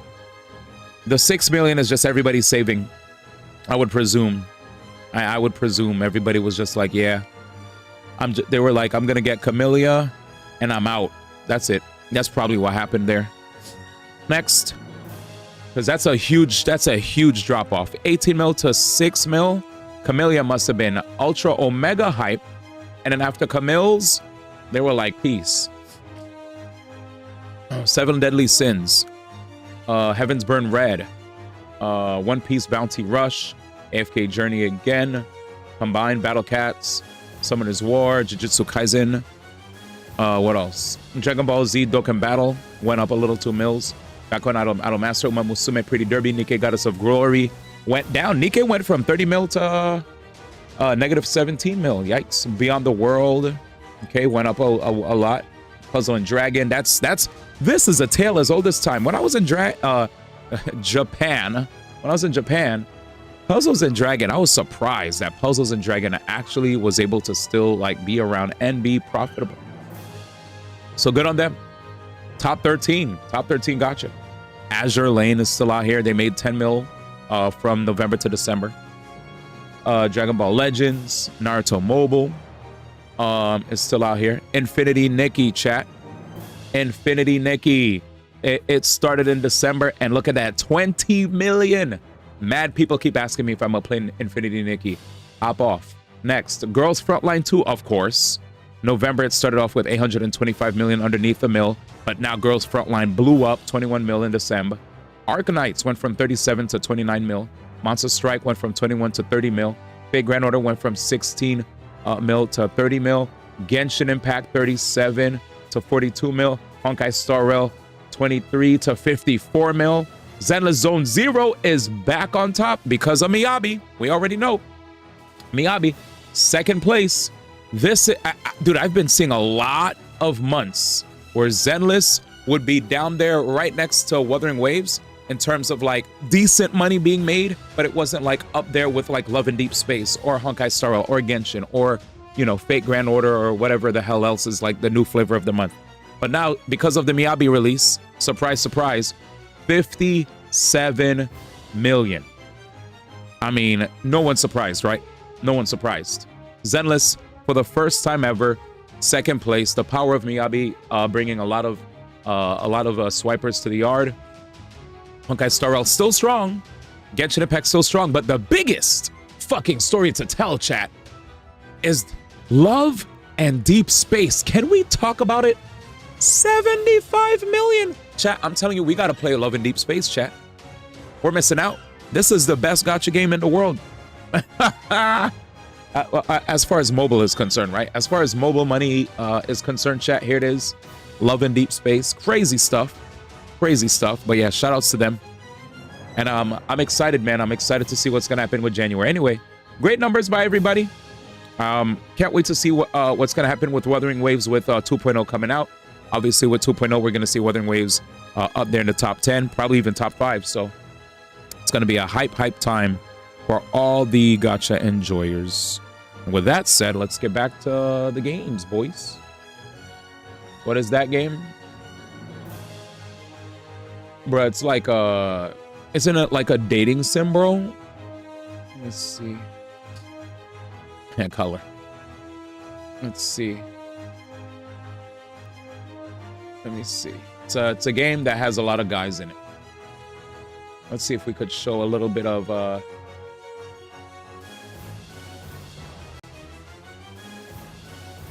where is it? It's an otome, so it's one of those games, you know.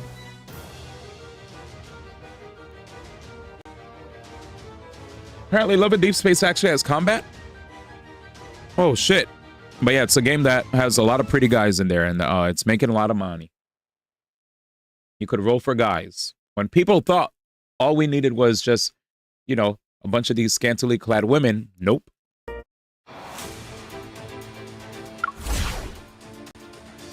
Perhaps this is a trial. The only girl is the MC. You play as the only girl in existence and roll for nothing but dudes.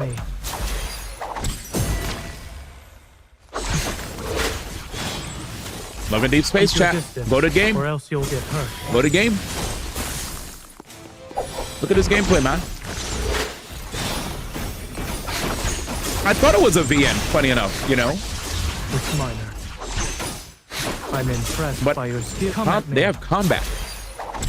It'll be. Now's our chance. Abs sell more than ass. There you go. Victory is within reach. There you go, chat. He said they have combat.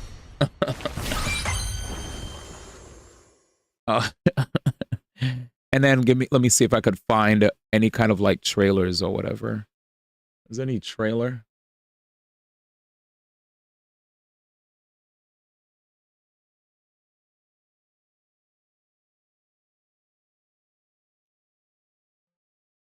You know, chat, let's see. Here it is, chat. Chapter 1. We'll give this a little bit of a look. Here it is, chat.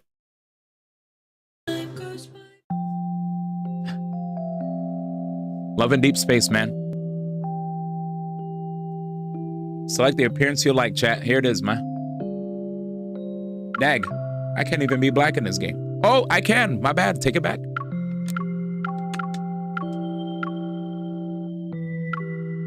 That person definitely not gonna choose black though. Woody. See, they skipped. They're like, yeah, I'm good. He said the one black option and it's nuclear. Choose your skin. Didn't even bother clicking on it.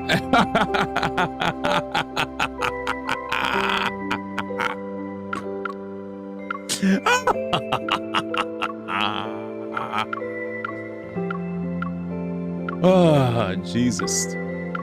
Brother. What the heck, man?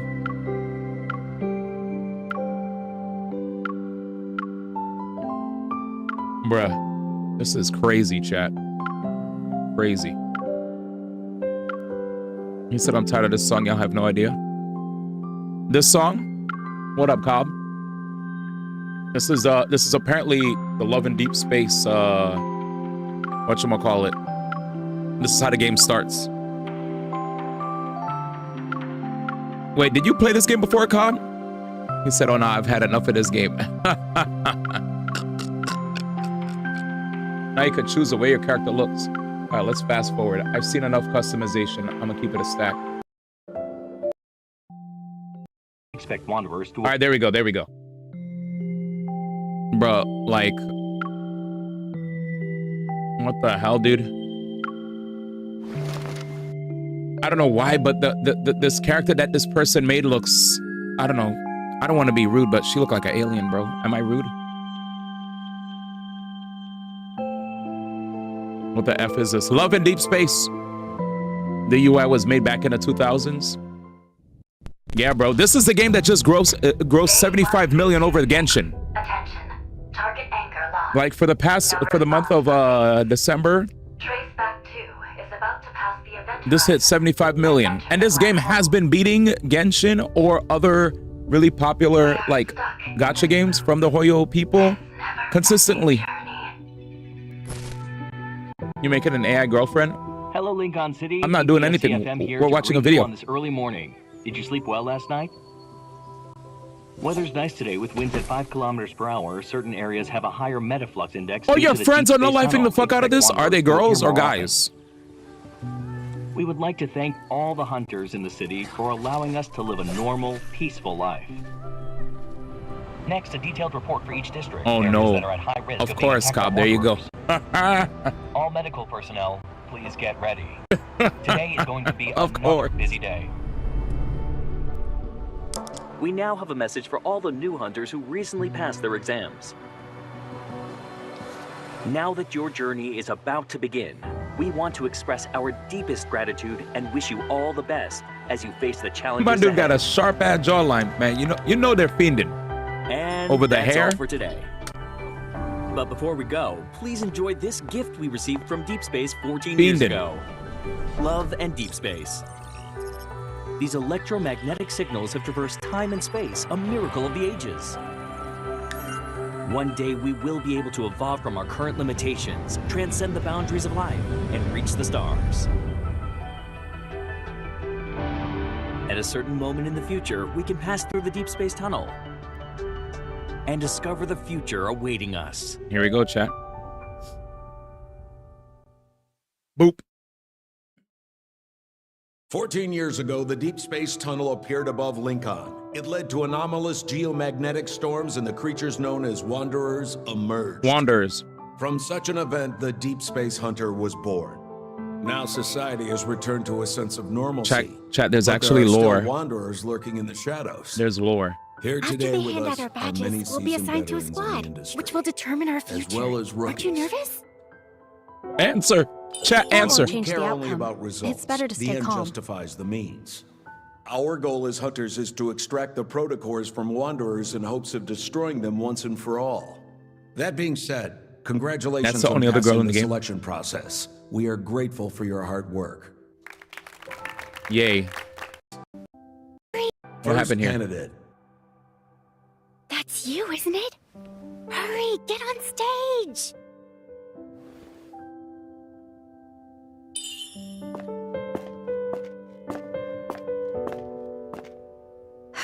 Hello, sir. Place your hand here to confirm your personal info. I bet they got I bet the girls were feeling for that guy too, yo. So that's probably the last time you see her. I'm gonna be real. In class. It's been a while since I've The seen this MC's evolve. character looks You have a lot of to do. all right, let's keep moving. Understood. That event. Let's see if we can move forward, chat. Sorry.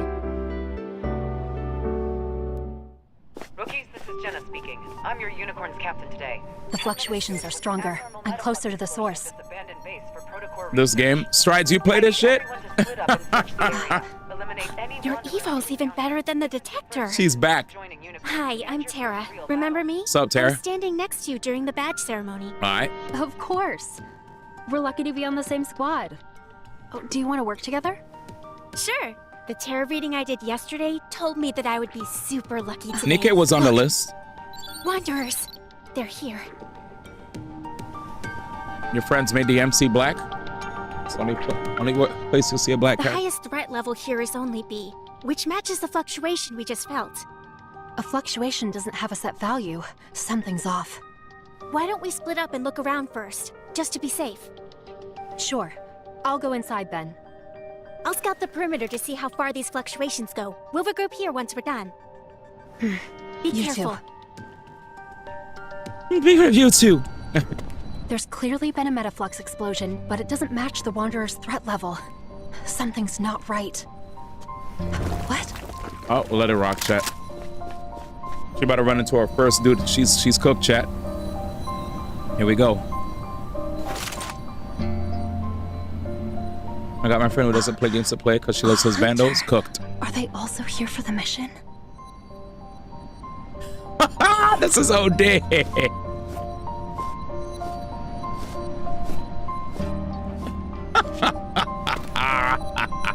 There are traces of metaflux on him as if he was attacked. It's over, man. It's over. I should call for backup. Here we go. This daggone Nikke, pretty boy number one. Hunters Association Support Center. Is there anything I can do? Quiet. Are you all right? I'm fine. But you. Fluctuations. Watch out. I'm fine, but you. Watch out.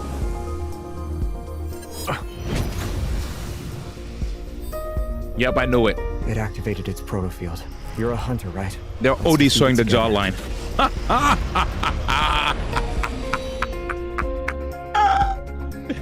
OD clean skin. Clear skin, jawline, and the clean hair, man. Done. You get the F-boy haircut, man? Cooked. Yeah, I got you. Let me stop chat, I'm OD. We're in the Wanderer's protofield now. It's like we're in another world. She starts tweaking whenever I see her play this. The entire game is girl going when I can show you what my friends sent me. Oh no. It's probably on YouTube, Cobb. You could probably find it on YouTube if you do a search for us, man. Woody.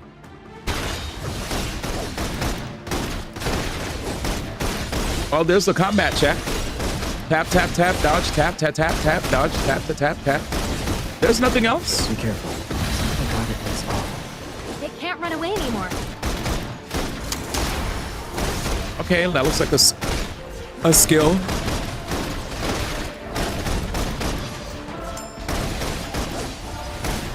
You can use the resonance evolve. 3 buttons. Parkour. Tap here to use a resonance skill. 4 buttons. Resonance skill. We're safe for now. Casuals do like it easy though. Let's keep it a stack. They do. They do. They do. Victory. Love and deep space, man. For holy. MOBA gamers. Combat ain't in our way. Amen. He can use the light evil. Like Sano said, bro. Say it again, man. I haven't seen anyone like him among the rookies. Yeah, they're playing for the content. Then again, I've also seen people, Sano, who legit roll for characters. This isn't it. That like, protocore could have given us useful info. Why did you crush it? Uh-oh. Forget it. There's more to this than meets the eye. I need to investigate. Were you also assigned here? This place is more dangerous than it seems. We should get out of here and think about our next move. She looks like she fell into a powder jar. Dead. We became prey stuck in a trap the moment we walked into this warehouse. Come. You. Uh-oh. How long have you been trapped here? He grabbed her hand, Did anything lewd. unusual happen before the explosion? I was sleeping at the time. Seriously? In this place? There's nothing complicated going on. Just a trick of the light. Wanderers and light. Nothing. Trick of the light, man. They're luminivores. No movement, no fluctuations. I'm dead. That's Over it. here. 75 mil, baby. Luminivores eat light. And your evil is... You've seen people roll on Genshin characters and not even play. Is this Exactly. a trap specifically for you? I'm just a normal hunter. You don't need to look too deeply into it. I'm dead. You might be someone's prey, but from another perspective, isn't he just... Maddie! What are you thinking about? Happy New Year, brother. If we can't escape, let's lure the Luminivores out and take them down in one fell swoop. You. Happy New Year. Use your evil. We're checking out this game that made mad money, apparently. So we're trying to see, like, how crazy is this game that it made, like, 75 mil last December. It's called Love in Deep Space. Made more than, like, Genshin and a bunch of other those gacha games that we expected to is getting stronger. probably take first. Looks like they took the bait. He said women and gay people carry that gacha economy 75 milli. They'll respawn using the light. Facts. In that case, we'll just... Yep, people in the corridor rolling for Mawika and then immediately uninstalling. Please forgive me. Yeah, it's an ODPOV game, bro. You could tell they got like casual fans that when they see this, they go crazy, bro. They go crazy. This shit is crazy.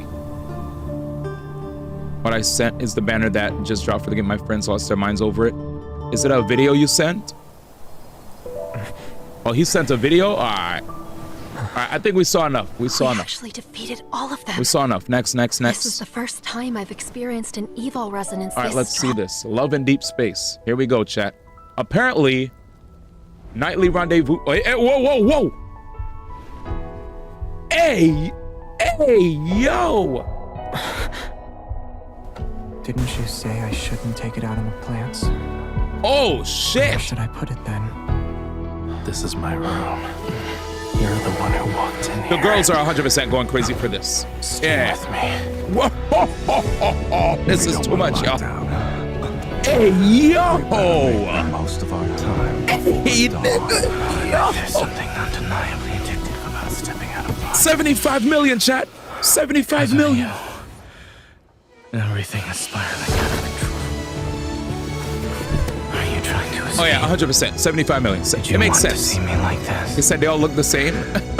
God, what the fuck is this? You really don't want me to leave. He said, "Where's my trigger warning?" You haven't changed your mind, have you? Nigga, I can't look at this, man. This is too much. This shit is intense. 50 Shades of Vampire. Looks like I won't be easily Genshin doesn't even do this, bro. I don't even think any of the Gooner games I've changed my they don't even do any of the games where the ladies do this shit, bro. Usually we see a lot of Boba and Asa, but this nigga, she lost the ring. Jane Doe wasn't like this. This shit is insane. Hey, yo! The fucking breathing in my ear, bro. These voice actors are getting paid. Oh, he's a 5-star, chat. Hey, yo! The POV is 100% crazy. Everybody's uncomfortable right now. Nigga, stop talking. You always had that right. He said that's a 4-star. Are you trying to escape? You keep saying I'm drunk. So must I Nigga, my always say stomach's so? hurting.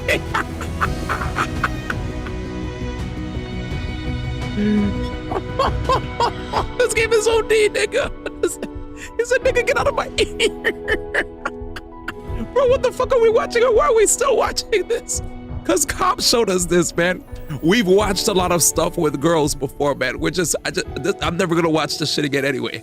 I just needed to see it once and for all, man. God damn. All right, no, nigga. We're done, nigga. We're done. Nigga, get me the fuck out of here.